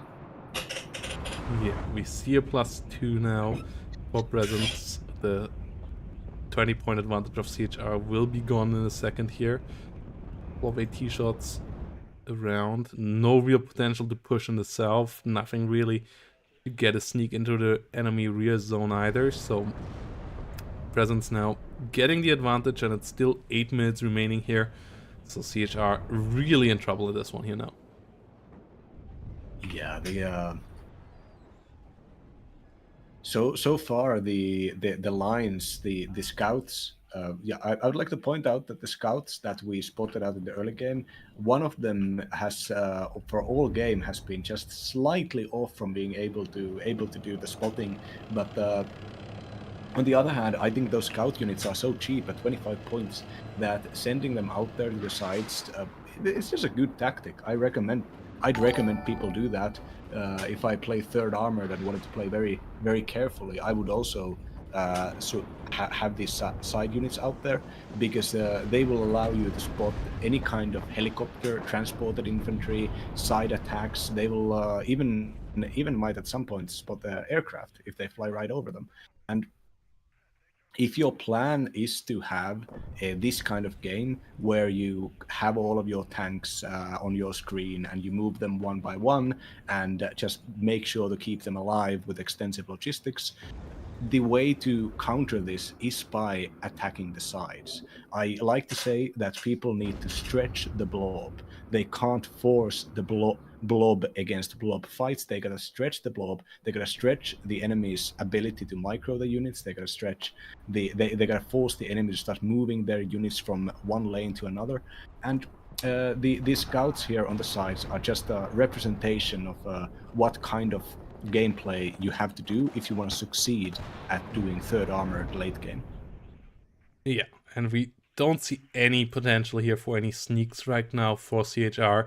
There's still units in the front line, but nothing of this can penetrate an HA Abrams, and the HAs hold death row here quite nicely right now. The Brennesses try to come around on the flank, but they need to get some real side shot damage in, and the HAs spot them early enough. Even though there is a lack of recon, there is at least a bit of infantry around now everywhere to spot stuff, and that allows the HAs to turn around in time and get those shots off. And this means that we now have a 200 points advantage, and Presence getting towards the victory here. The aircraft just a bit too inefficient from CHR. A couple too many losses early on in the north, and then the southern situation did crumble a bit too quickly as well. So all of that leading to a really solid lead here for Presence in this part of the game, where Third is just such a dominant factor. That's the reason why it is ranked so highly, and why it is such a scary division to play against when you are on a map like this, where it's quite hard to flank the enemy and pull them thinly. Like Third might be the best division for Death Row for sure. Yeah, your engagements that you want as the French, as I said in the early at the start, you want infantry engagements. You want short-range engagements. You want to force the enemy to invest into troops that are good at urban combat, and you don't want the enemy to be able to build up a long-range fighting force because you can't challenge the long-range fighting force, as we're seeing here. Even on close range, the sheer number of the tanks and the fact that the Abrams even the Abrams are sent out here one by one. If you lose one Abrams, there's like 3 or 4 Abrams right behind them, be able to move in to punish you. This is so even now that the chasseurs are getting potential side shots and actually do get a side shot against this AJ Abrams, you see all of the rest of the tanks firing immediately afterwards. Yeah, And yeah, we see there should have been just like a smoke attack to suppress the ATGMs and VAB transported infantry up to Foxtrot, fortify the sides with a bunch of ATGMs, have helicopters, Hoodz, try to break through and maybe attack the supply lines. That kind of stuff in the early game could have prevented the slow build-up or disrupted it in some way, but the slow build-up happened on very much on paper. yeah, the M109s on the other side doing some good damage as well. The aircraft never got around to killing the HAs. A couple of damaged hits there, but most of the HAs did survive and got repaired. Good focus there on and good unit preservation by presence as well. Getting the repairs always done quite quickly. And now it's a 400-point lead. The CV made it into the zone again in the north, but the MX-30s frontally, they are really paper thin. They're kind of glass cannon, and even their punch is not that high compared to an M1A1. Sure, they're a lot cheaper as well, but it's a 20, 18 versus 17 penetration only, and especially only 9 frontal armor. So when the M1A1s get close enough, they just automatically one-shot those MX-30s, whilst the MX-30s still only do some small dents onto the M1A1, even in shorter range. And yeah, they try to come around here with side shots. Obviously, it would look different, but there's so many ETGMs, there's so many M1A1s here, and the MX-30 is just getting completely rinsed here. Not getting a single kill, and all of them falling down to the enemy. Yeah, so far, this game, frankly, this game has been has been done for some time, but you know, carefulness above everything, apparently. And yeah, Presence getting the W here in the end, getting a point on the board against CHR with a really classic 30S.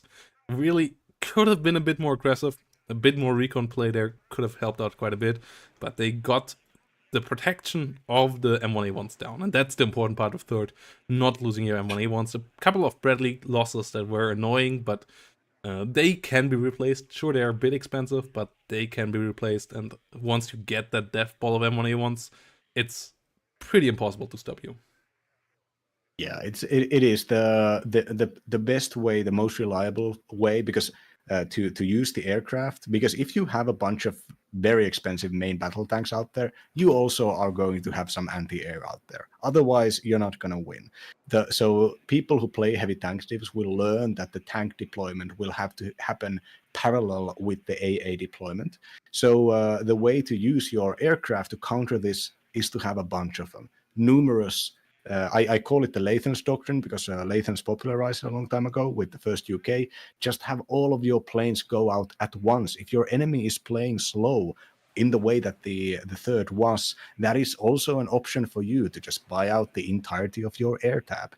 And it's very tempting to start sending those planes out, maybe 2 at a time or 1 at a time when the situations emerge. But that is the best case scenario for the enemy air defense and the enemy fighters.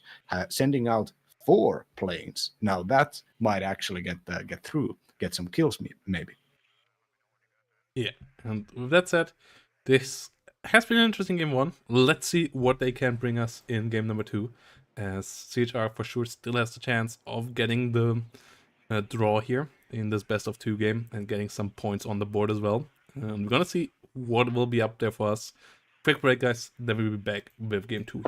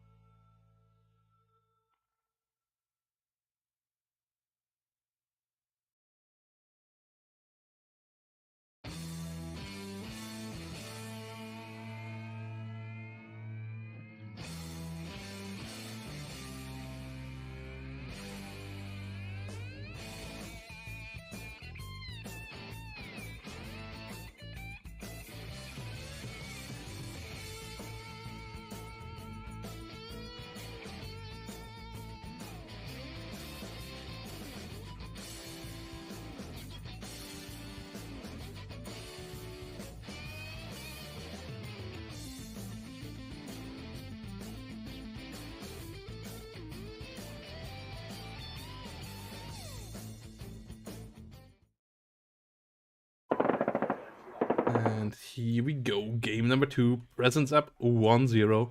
And we have an interesting setup here in game number 2. 2 Lakes is the map. Another classic, somewhat grindy map. And we have CHR on first UK and 11th ACAV on the other side. And before we jump in, quick chilling again, guys, for some Metrino code claimation, as you can add money to the prize pool for free, guys. All you have to do is click the claim code button up here, and you add 25 cents to the prize pool for free. If you then also click on the subscribe button over here and subscribe to the Metrino YouTube channel, you add another 32 cents to the prize pool, and you don't have to pay anything. And it adds free money for the players themselves in the end. And obviously, you can contribute money directly if you want as well, and if you want to support the tournament and the players with it. And yep, you also can join the Fantasy League if you want to get your top team together and join in for some fun action here and pick your favorites and get an all-star team and try to beat Reef, who is playing the absolute meta game, calculating the living hell of it, and just see him cry when his calculations don't work out at all. And yeah, let's get in here for Presence versus CHR. So yeah, 11th, pretty standard, but what do you think here of CHR's first UK pick, and especially the setup? So first UK is famously the armored division with the bad tanks but good opener. They have a limited amount of Terrier's Para, the reservist airborne units, not with the unsteady trait though, but low on veterancy, and they can use them in a limited capacity, generally together with the SAS patrols, to take good spotting positions, or some, not full spectrum, but some amount of forward deployment infantry, infantry position taking. Now, the basic idea is that these will be supported by a continuous train of aircraft and mediocre British tanks, but they also get the Para Rover Milan to support this early game. This is a 55-point Milan 2 equipped, very, very fast forward deployment AT car, which has a one significant weakness. This is the fact that it only has 4 shots. So it can't really penetrate through and start doing extended backline action. But if you use them correctly, if you use them smartly, and you put them in the right positions, they can win you early game. The early game, if just by forcing the enemy to watch out for them. The 2 quick fixes, I don't know if this is standard. I doubt buying 2 jammer helicopters immediately at the start is standard, but these quick fixes, even if one of them gets taken out by a rampaging tornado, the second one will most likely be able to spot the tactic that is getting employed here. The British... The reason why you see 2 quick fixes here is because it's an air opener. And for that, 2 quick fixes are pretty standard. As you can see, there's little here. We will see an air spam. Like, we are getting into the action and it will be an air spam. I did not realize that the game had started already. Well, I mean, it's obviously going to be an air opener then. But though spotting out 2 quick fixes also tells propaganda that this is going to be an air opener, which might give them just an extra second to buy another air defense fighter. It's also weird that we don't see a plane on the battlefield just yet. Okay, the first F-16 coming around now. But where's the A-10s? No A-10s in this at all. No LGBs being bored either just yet. Like, what kind of air opener is that? The A-10s only coming in now? This is way too late. This is way too late. What did Presence do here? You want to buy them nearly immediately. Like, just like 3-4 seconds after the start of the game, so that they arrive in a nice moment when the enemy is getting to the front line and that they can just shred still things in transport. But that's not what's happening here right now.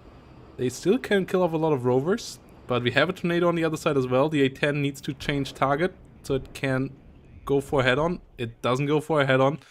Gets killed off. The F-16 AA completely out of position. CHR's tornado will survive. The A-10 going for a warrior in the rear, but Javelin's out for it as well, as the quick fixes got pushed back. A-10 in the north damaged, and this air opener, it kind of failed.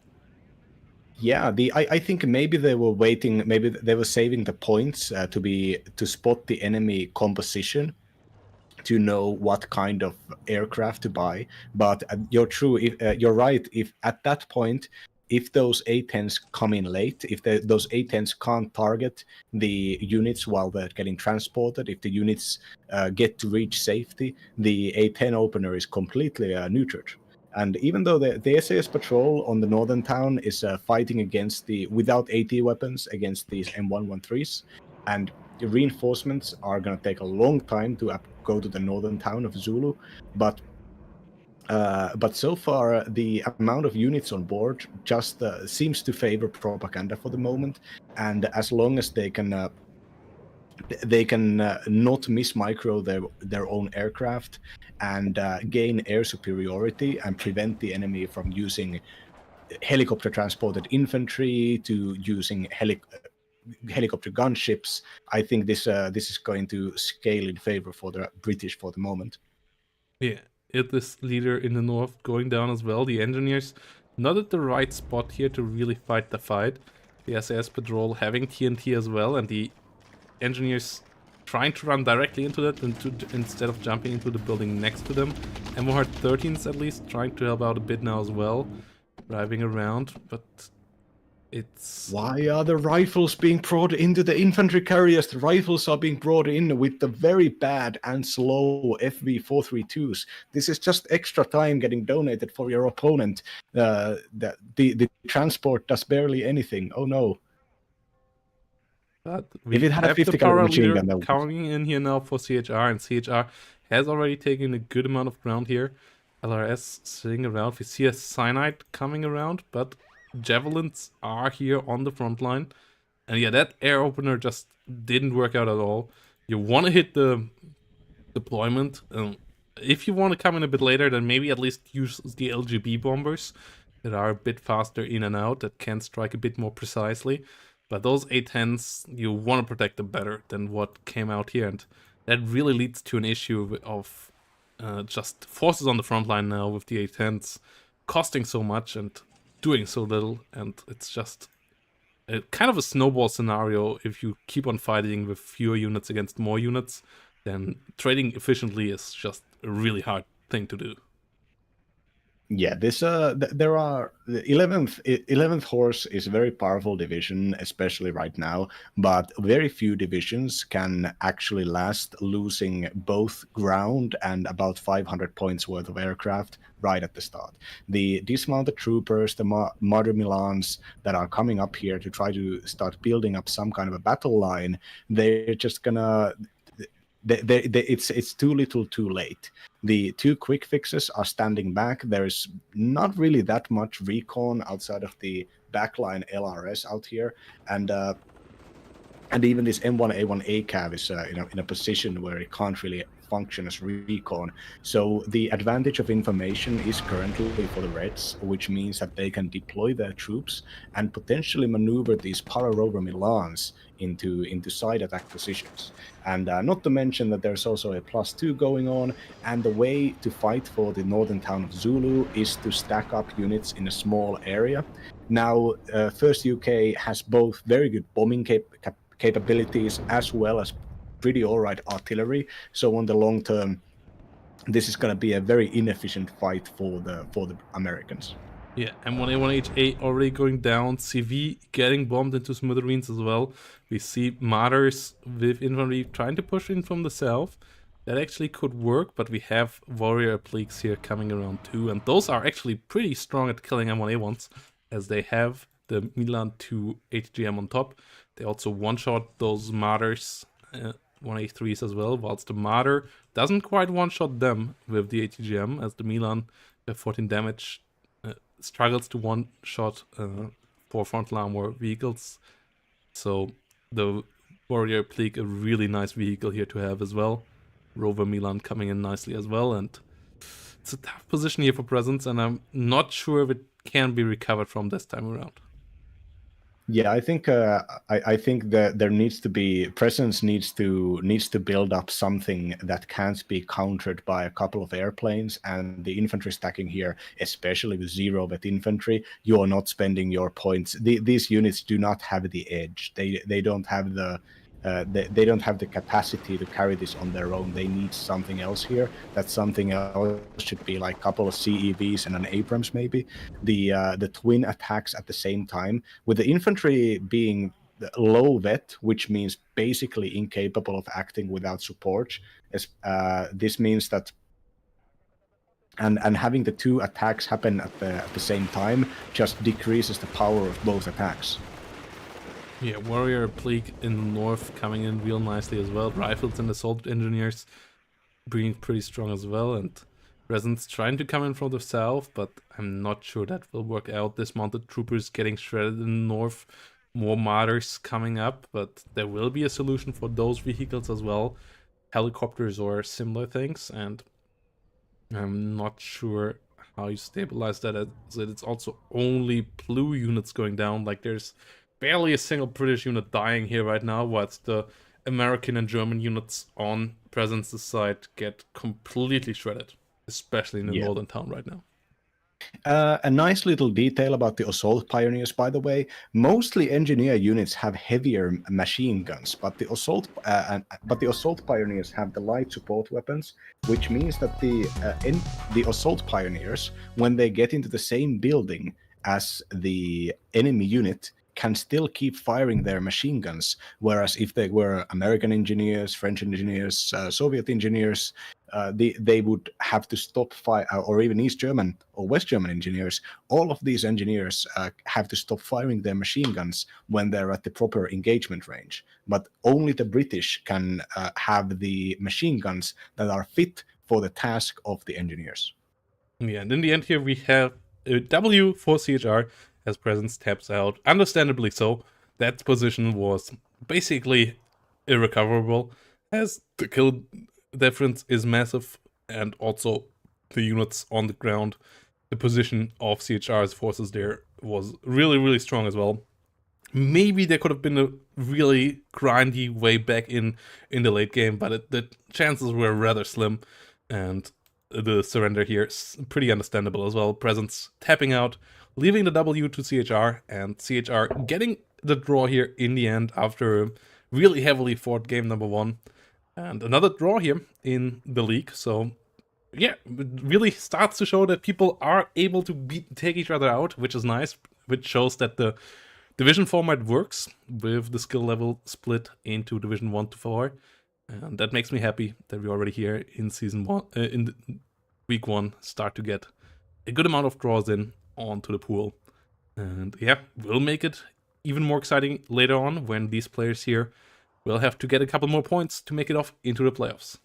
Yeah, but to people watching, if you lose a bunch of aircraft at the opener, you're going to be at a weak position, but it is not irrecoverable. A lot of the times when people get a bunch of kills in the opener, they will overextend pretty significantly. So if you just keep your head on tight and you try to micro and position your units thinking that you still have a chance, it's completely possible for the opponent to, especially on ranked ladder, to just start making a bunch of mistakes, which will allow you to get back into the game. In that, instead of investing into the town fight up north, I think a better choice would have been to invest into the town fight down south, where there were already a bunch of supporting vehicles, and instead start to build up a force of M1A1s behind the towers at Lima. Put some Itos or Milans or whatever you have up the towers, defend for the next 10 minutes, bleed points if you have to, contest the southern town, and you might end up having a more powerful tank force than the enemy. Of course, you're going to have to send that tank force against a more prepared opponent, but I think with the 11th cav situation, that would have been way preferable than buying the zero vet infantry and sending them to the town to be slaughtered. Yeah. But that's my 2 cents. I wouldn't have probably won that game either.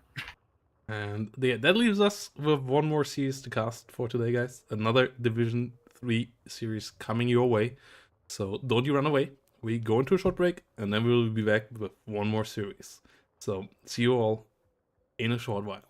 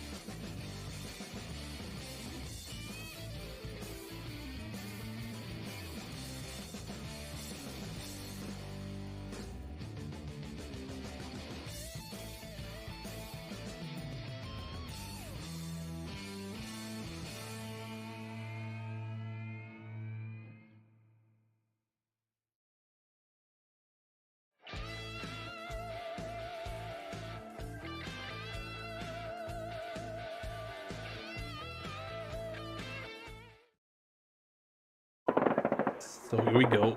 The final series of the day. Hanuman versus Make Arty Not Friends. And that should be an interesting one, as we have a pretty heavy tank division versus a pretty heavy tank division on the most tank-focused map of them all, as both of these players seem to be boring death roll enjoyers. And yeah, let's see what we get here, as 119th versus 5th Panzer should be quite the heavy tank fight. And yeah, left side here, Make Arty Not Friends with 5th Panzer. On the right side, Tono coming in with the 119th. And what do you think about 119th in general? And what do you think about the setup that we got here so far? So 119 sucks. It doesn't have it can you can have games with it. It has series of good units. It just doesn't have the unit combinations to actually be a top tier division. So it lacks so many crucial units. It lacks the ability to reinforce infantry fast. It doesn't have BTRs. It lacks the, or at least not in large amounts. It lacks the ATGMs, which means that its sides have to be protected by inefficient units or units that are too expensive at doing protection. And but so far, I think that the way that you think about this map as a 119th enjoyer is that, are you going to try to start out with your heaviest units, start out the blob building as soon as possible, or are you going to do a Spetsnaz infantry opener and then defend behind the Spetsnazes while your opponent tries to attack positions with their heavier tanks?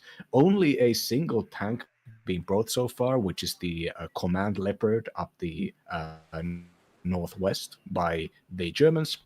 And but I do think that the defensiveness of the T-80U and T-80UD compared to the offensiveness of the Leopard 2, I think it's smart for Tonoman to try to get early infantry fights, even with the limited infantry tab, even with the fact that too many of the Motostrelki are being brought out in BMP-1 piece, which means that they are slow and slow and don't deploy in a as efficient of a way as a BTR transported infantry squad would be. But Tonoman is taking the risk. Tonoman is if Tonoman can hold the positions and can contest both of the points in the middle for long enough to get a couple of T-80UDs on board, the defensiveness, the survivability of those tanks, the ability for them to fire fast missiles that can penetrate even the heaviest West German tanks, it's not impossible here. The early game just needs to be superb from Tonoman to not allow make Arty not friends to do standard 5th Panzer blob tactics.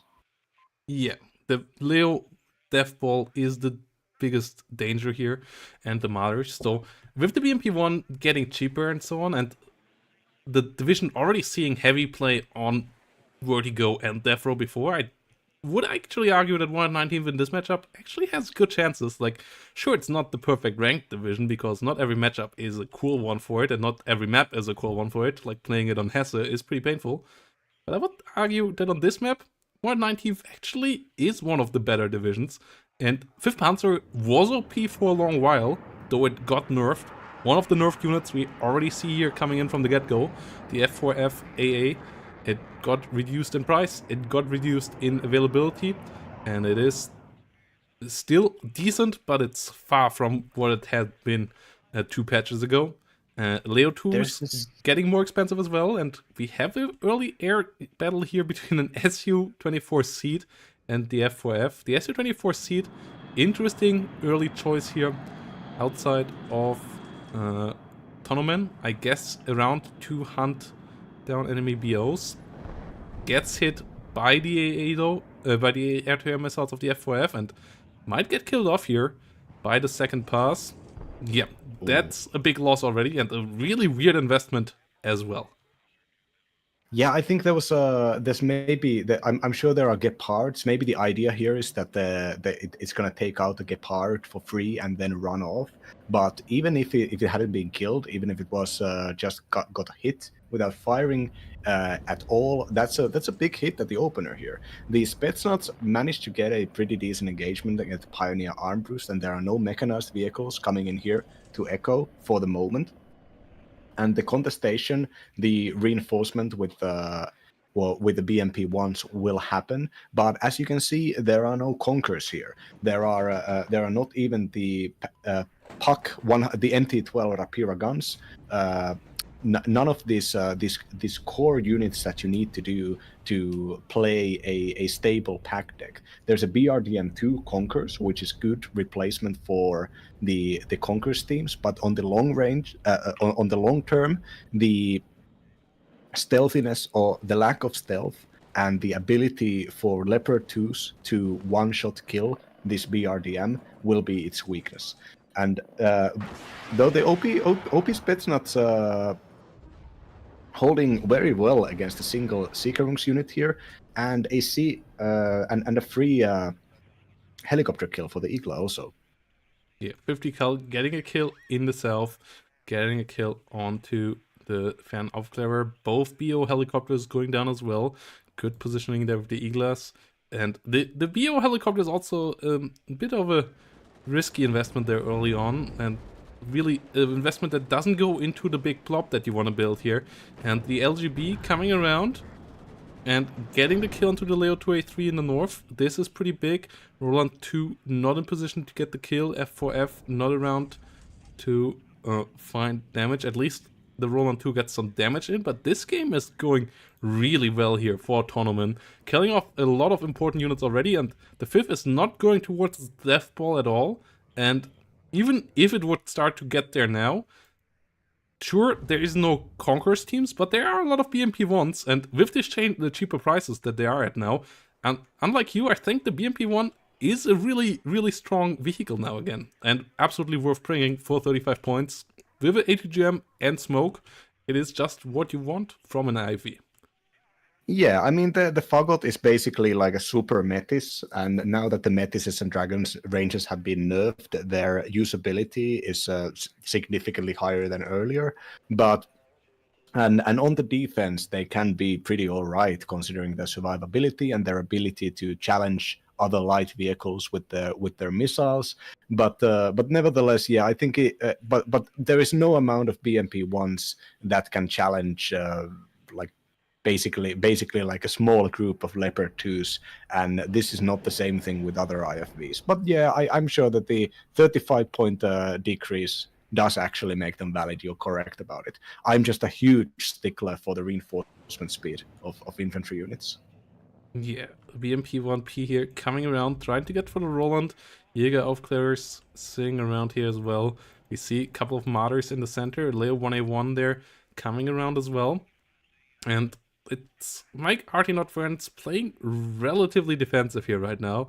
Tornado HE coming around. It's really not the death ball that you want at all that setting up yet. We have a couple of Martyrs in the center, but only one Leo around for them.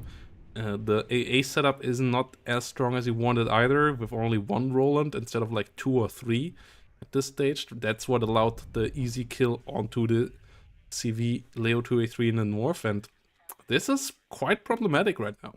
The +4 for Tono is pretty real, and it's giving Tono the time to get the first T-80Us, the first TO-55s out, and get some big boys that will be hard to push over onto the battlefield.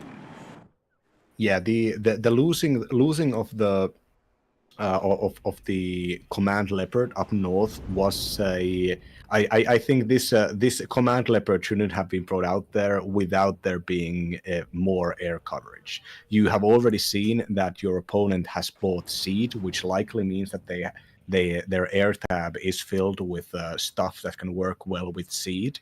And nothing works better with Seed than LGB bombers. They are best friends together. And this the riskiness of that buy was immediately exploited by Tonoman, and Tonoman just bought themselves an amazing tactical positions with the Spetsnaz OP going and being able to prevent the Seeker rungs from doing the same. Now that there are some mechanized forces as well as Jaguars covering them against potential T-80Us, the push will likely keep on happening for on the middle, and the +4 will be whittled down to a +2. But unless this T-80U it gets overextended fast, the positive sides of 119th, namely the ability to have amazingly strong defensive tanks, is going to start showing itself up. I was exaggerating a bit when I was talking about the 119th in general, and people are correct pointing out that on Death Row it is very powerful. Death Row is a straightforward map where tempo can be easily kept up because your tanks are engaging in an area where they can safely move back from under the plateau. There's not a lot of movement happening, so the slower tanks can hold more ground, and units can more easily, unlike something like Loop or something like Two Ways, where you can have this side action. This is not a map that really supports it unless your enemy has helicopters. Here we can have an F4AT coming right up, and will the T-80 smoke? The T-80 does smoke, and Tunguska and Igla immediately firing back and putting the F4AT to cool down for a moment. Did not achieve anything so far with the airplay, and even though the Leopard 2A4 is coming up to start challenging, without a hit from the Jaguar 2, it's very unlikely that the Leopard will be able to challenge the T-80. Yeah, no artillery here on the battlefield yet either, so it's only one Leo 2A4. It's not the numbers that you want. The Martyrs here getting shredded already because they usually want to be behind Leos.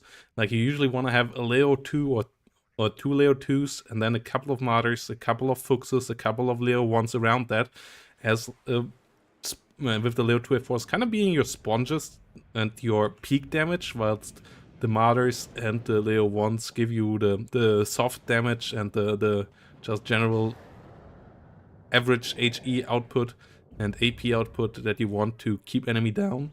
And that is just not happening here right now. The combined arms of the Germans is not functioning correctly here, and that's something that Make Arty Not Friends really needs to work on here in the upcoming minutes. The O2A4 is there. There's a couple of units here now it could start to work, but you really need to start to find some slots here. Leo 2A4 in the north versus BMP 1P. Didn't find the hit. BMP 1P number 2 coming around now. Leo 2A4 finds the hit there at least, finds the kill, but more stuff going on. Yeah, only 1,000 points lead for Tonoman after just a moment. So this is still completely contestable for the West Germans. But as long as this game is going to be about building up the mech blobs, the mech blob for the Soviets is just more powerful right now. As long as Tonoman knows to not overextend and knows to play with conservatively enough to not start showing side armor to any Marder Milans or Jaguars, this is a good position of strength for Tonoman. Second F4 coming up, I can't see, it's not targeting anything, I don't think. Maybe by colorblindness is hurting me. No, it is targeting the T-80 right now, and it gets a shot off, and it does hit, but doesn't get the kill and gets shot down. So far, 80 planes getting taken out by the Tunguskas pretty well here. An infantry attack happening on the lower side of the plateau, but this infantry attack is getting supported by just Marder Milans. Nothing here to take out this T-80, so this is a suicide attack so far. No cluster bombers, no nothing, no artillery, and behind everything, the Su-24 LGB is waiting for the leopards to start showing themselves. Yeah, Su-24 LGB-1 flying around in the north again, sharking for another hit on the Leo 2A4. The AA still not really up to par. Roland even getting killed off here by the TADU right now, and nothing can kill this TADU in the south right now. It comes around, kills Marder, kills Roland, no Jaguar or so around, and the forces just getting whittled down time and again here for Make Arty not friends, and the 119th really starts to get everything online that you want. More TADUs coming around. The AA is perfect with the Su-27s plus a couple of Tunguskas and Iglas. Like, nothing really can penetrate that, and you get enough infantry here along, the couple of ATGMs around, and at that point, getting through that, it's really nearly impossible, and for sure hard to achieve at this stage. Yeah, a questionable buy of artillery, the M109 A3G A1 artillery piece is getting bought, and despite this being one of the safest maps to bring artillery front, the artillery has been routed almost to the end of the map, which means that any kind of fire missions that it's going to receive are going to be less accurate, and they're going to take a longer time to actually reach the target. This is I don't know if this is a misclick or if this is an old habit from before the time when the artillery range scaling got buffed. But yeah, that is an inefficient usage of of one of the only ways that you can actually target these ATGM positions right now. Yeah, ArcHM in the south. We have an M109 in the rear by now, but it hasn't fired any shots yet, and it's also too far in the rear. You don't want to use artillery like this anymore. You want to get it closer to the front line, so it's more accurate. It also has lower time onto target, so that the enemy can dodge less easily, and that you give them no reaction time really to dodge the first couple of shots, so you really can kill off those manpads, those ATGM teams. And yeah, with the infantry push here of Make Arty not friends in the south, that's not really coordinated with anything either, so the TADU can just pick apart, and it's tough to figure out what to do now at this stage. Like, if the early game goes wrong on Death Row against the late game division, you always feel the pressure real hard, and that's exactly what happened here. So trying to figure out how to get back here is tough. 5th obviously is a heavy division as well, but not quite as heavy as the other side, and you start to panic a bit. You start to run a couple too many units in there, and then you just dig your hole deeper and deeper, and that's exactly what happens here. Tonoman not really doing anything at this stage, just letting the enemy run into them and kill their own units off, and that's kind of the right way to do. If the enemy is making mistakes, don't interrupt them at doing mistakes. Yeah, I mean, of course, both the tactical loss of the tank and the leader right at the start to the LGB. This was again the only tank that was bought in the opener, and it's even though on ranked it's pretty common for people, read me, to open up with 3 tanks, including a command tank, and then just start power creep all over the map, engaging everything 3v1 with your heavy tanks. That's a form of ranked tactics that can get you some fast kills and good openers against, especially against people who are easily rattled by aggro. But in these higher levels of games and competitive games, people generally prepare their decks to fight against certain divisions. So you can be sure that your enemy, as long as you're in the upper divisions, has actually prepared to counter your best units. And if you're gonna have the tank out there, you know that the enemy is going to have the LGB. If they have AT planes or cluster planes, they are going to take them in this matchup, because 5th is the Panzerblob division. So if you're gonna have your tank, you should have the Rolands, you should have the Gepards, all of them right behind them. Otherwise, you're just setting yourself up to a defeat. And yeah, here we go. Surrender does happen, and we see the W for Tonoman here in this one. It was a tough opener, and make Ardinot fans realize that they dug the hole a bit too deep at that stage. It's tough to play from a position where you are behind against a division like Warren 19 for 3rd, especially on a map like that where you know getting a flank shot onto one of those TDUs not really likely. And yeah, Defro, another Defro victory here for Tonoman, getting the first score onto the board, and make Ardinot fans will have to find a different way and maybe a bit of a better opener in the next one. Like, I felt like they tried to be a bit too fancy this time here with BO helicopters and all of that shenanigans.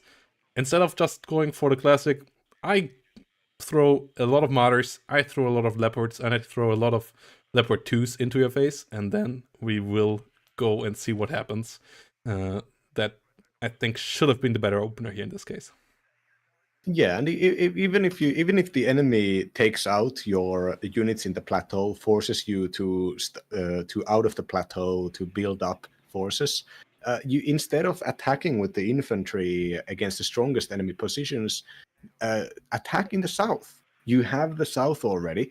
Well, you have the potential to reinforce the south easily, because it's very unlikely that your reinforcements have been cut. There's a bunch of buildings, there's a bunch of forest with some smoke play, and you could send Sikarungs and Luxes and stuff to just make problems for your enemy, force them to micro against you, force them to buy units that are not designed to counter your tank blob, and if at all possible, build up your tank blob behind this lighter attack. Now what we saw was that the infantry that got bought got sent pretty blindly to attack the strongest positions that the tournament could build, and that was never gonna work out, not without a significant air support coming up. And the air support was unfortunately sent in one by one, which even against the lighter anti-air tab, which generally has only the they don't have coops, right? They only have the Tunguskas. So even against those Tunguskas, the singular Tunguska supported by the Eagles could take out the AT planes. Yeah, W does happen here, and Tonoman moves on into game number 2 with a win, and we will see if make Argonaut fans can come back there and maybe find a better opener, or if Tono will roll through to the W here in the Division 3 first round. And yeah, quick break, then we go back into that one. I have an important phone call. Yeah, sorry.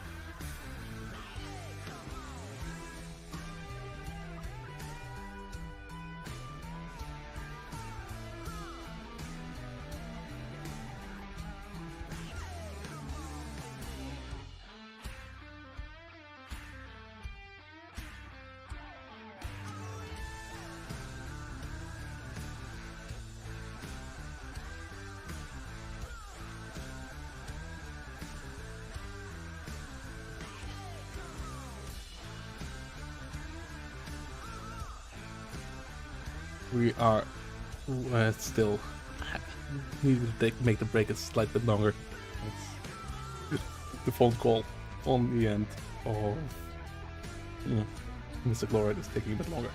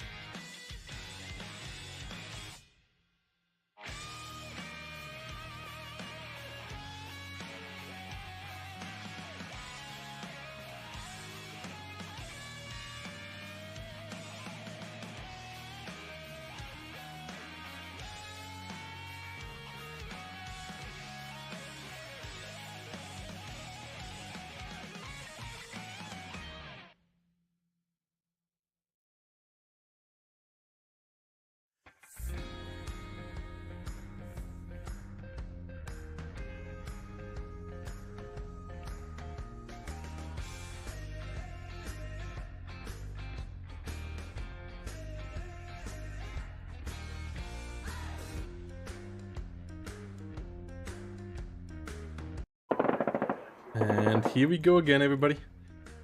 Autonoman up 1-0, and the last game of the day with a bit of Black Forest action, and also your last chance, guys, to go over to Chloride's channel and leave a follow there on Chloride47 on Twitch. I have a code in the chat right now, so go there, leave a follow, see the lovely Chloride online when he's without me and is playing the lovely ranked himself, showing his lovely face on the camera too. And yeah, let's have a look onto the action here. 2nd UK versus 11th Linde. What do you think about that matchup here on the map?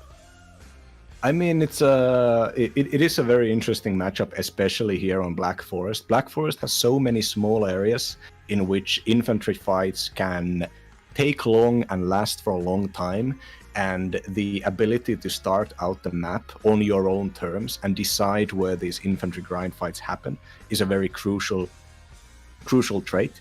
So having these two forward deployment divisions go head on head, and looking at the deployments here, it seems like the French are deploying at least reasonably conservatively, having a taking out the sawmill at Charlie, which is basically a free point for them, whereas the British want to build a defensive front at Alpha and Foxtrot and these buildings right in front of Bravo. Neither of these players are taking out a huge aggro here with investments even into 7.62 medium machine gun teams for the British. Now, I'd say that as long as there are no helicopters here, this is going to be a preferential offensive for the French, because the fact that the only forward deployment units here are the SAS and snipers for the British, and the SAS are 100 points. What part of these points comes from the fact that they have the very powerful Stinger missile, and even though the Stinger will pay itself back on the long term, firing at French airplanes, if you as Make Arty Not Friends invest into large amounts of infantry, you might be able to get the better of the British opener. And I think that is why the British opener is being built defensively here, because understanding that just a few challengers and few track rapiers on the board can actually turn Tonoman's attack from a fledgling early opener into a pretty powerful mid game. And the way that the French are going to deal with this, I think, will just be to try to build up a fight over Alpha, to drain resources that can be used to buy aircraft and tanks, and force the British to keep buying like Terrier's Pioneer. If you secure the road from Charlie to Alpha, you can pretty easily and quickly reinforce the town fight on the enemy's territory. The best way, in my opinion, is to have at least 2 roads controlled, so you can reinforce 2 parts of the town at the same time, thus limiting the effectiveness of enemy aircraft and artillery. And yeah, even with a bunch of Milan ones getting bought here, just very defensively, recognizing the nature of the situation here, I think if this fight happens on the west side of Bravo, that is going to be beneficial for the Blues. And if the fight starts happening around the zone of Alpha, I think that's going to be beneficial for the French. Yeah, couple of forces here coming around with Legionnaire Paras and Para SAS for the south, SAS of Tournament in the south, just going to Alpha, so Charlie will be given up completely, and that's fine. The fight will be in the north, that's pretty standard. And the French will have to find a way of getting either into Alpha or into Foxtrot, as they are for sure the division with the timer on their head, as their late game is a good bit weaker than the one of 2nd UK. Not having any IFVs, not having any heavier tanks. The ERC-90s are cool, but they're not that strong, so it's a good bit different here. Snipers coming along in the front line, SAS following up behind it, 4 SAS, 4 snipers, so that should hold the front line quite decently.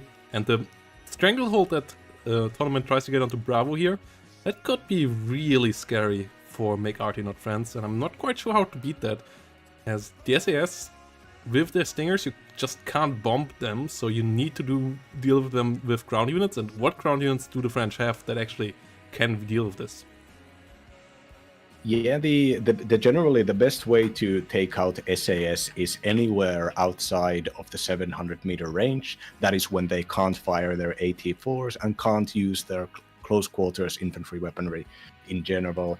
But you're very correct that the force multiplier of the Special Forces trait and of the C8 submachine guns will allow them to trade up very well, even against stuff like Paramarine, which are coming here on highest veterancy, the extremely powerful infantry unit that of 10 men that still does not have the close quarters weapons or the special forces traits.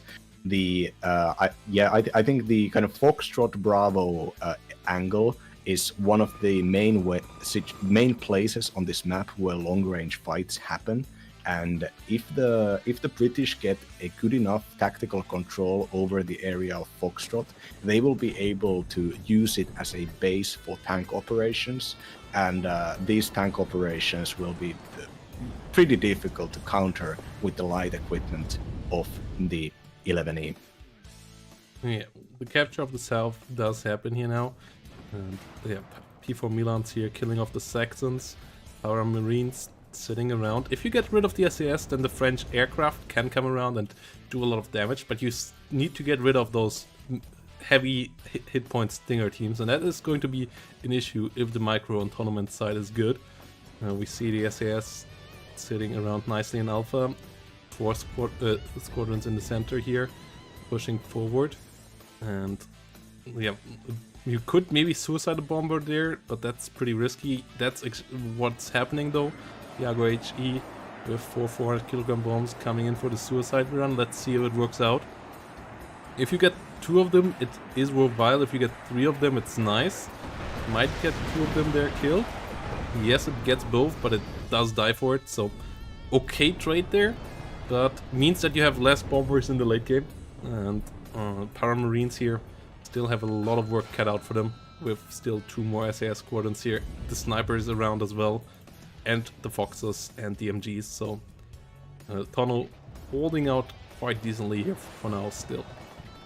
Yeah, bad engagement was taken by the French down south, trying to engage into the town at Alpha, moving outside of the buildings and walking into the carbine range. But now that the Chasseur Para went back into the building, they are able to contest the SAS and maybe even break through if they gain some reinforcements here. A lot of reinforcements probably are going to get bought right as all of these trucks are getting sold from the opener. That is going to be a boost of manpower, and as long as the SAS don't get a chance to push up middle here, I think the Paramarine and the Sapeur Para that were in these pretty bad fights against the SAS will be if those are able to be revived, resupplied, that I think they will be able to hold this for a longer time. But if these air mobile scouts that are pushing up right now just keep on going, that's there's very little in the middle here that can actually contest. So many points for the Reds on down south at the Charlie. There are Legionnaire Paras, there are Para SAS. These units, even though they are doing valuable guard duty, at least some of those units should already be moving down, maybe to the south corner of Alpha, where they can technically take out enemy reinforcements. Yeah, the Airmobile Scouts with the insane amount of MGs and the SAS are a really strong infantry pushing combo here, doing a good amount of damage. SAS keep on pushing through here. And that's really the scary part of 2nd UK, that they have such a strong infantry combo as well. SAS disengaging in the center of the town, Chasseurs getting in there a bit, but reinforcements already arriving. We have a good couple of Gazelle rockets here coming in as well, and there's a VLRA 20mm behind all of this, but it needs to get close enough to really do something here. Oh, the Chasseur Paras also jumping out of the building right as the Airmobile Scouts could have been hit in transport.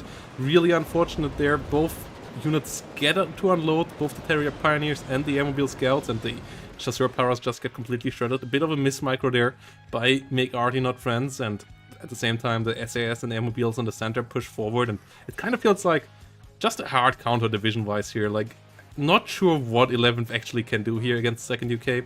2nd UK just feels like the perfect fit as a division to counter. It stops the helicopter play, it stops the air play with the SAS, and you don't have the fire support to kill those special forces infantry. Whilst the French infantry, it's not the most combat efficient when it comes to dealing with enemy infantry. It's really strong all around because it keeps the enemy vehicles away, but against specialized infantry squadrons like Airmobile Scouts and SAS, it still suffers a good bit. Yeah, the Chasseur Para don't have the shock trait anymore now that the Paramarines are in the game. So even those small details of the Terrier's Pioneer being able to activate shock trait versus Chasseur Para that don't, when the Terrier's Pioneer are 15 points cheaper. This the engagements that were taken by the French early game were suboptimal. A lot of points being used to build a wide front, a lot of points, even extra leader being bought down south. with one commander sapeur para already down on Charlie. Of course, nothing to there needs to be a rerouting of an empty transport truck to move it up, of course. But nevertheless, these buys here don't seem to be aggro enough. This is a too much of a balanced, kind of solid, all-around, careful playstyle, combined with a division that requires decisiveness right at the start. The decisive positioning of Tonoman's forces has given him ability to counter basically everything. Now the mags, the machine guns are out there firing with the air mobile scouts. Earlier the SAS took the close range battles. And now the Legionnaire Paras and the Paramarine are good units, but they can't deal with hard counters. And if there had been some more decisiveness, a little bit more of an offensive edge, trying to get into Alpha before Alpha was reinforced, the fact that Tonoman opened up with all of this SAS made the opener so expensive that there couldn't really be solid counters all around, or just like flank guards or recon units and stuff like that. That should have been exploited, and at this point it can't be exploited anymore. Yeah, more CVs trying to come around, but the French are pretty stuck here right now. The infantry just gets completely deleted, and yeah, the Airmobile Scouts and the SAS plus the MGs here really strong, and the French just lacking the fire support.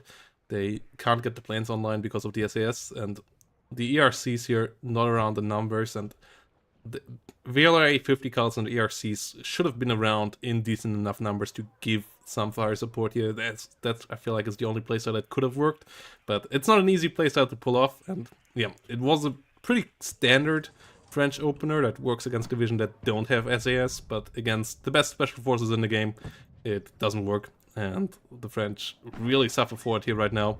This game is deteriorating quickly here, and I don't see a way back in for the French.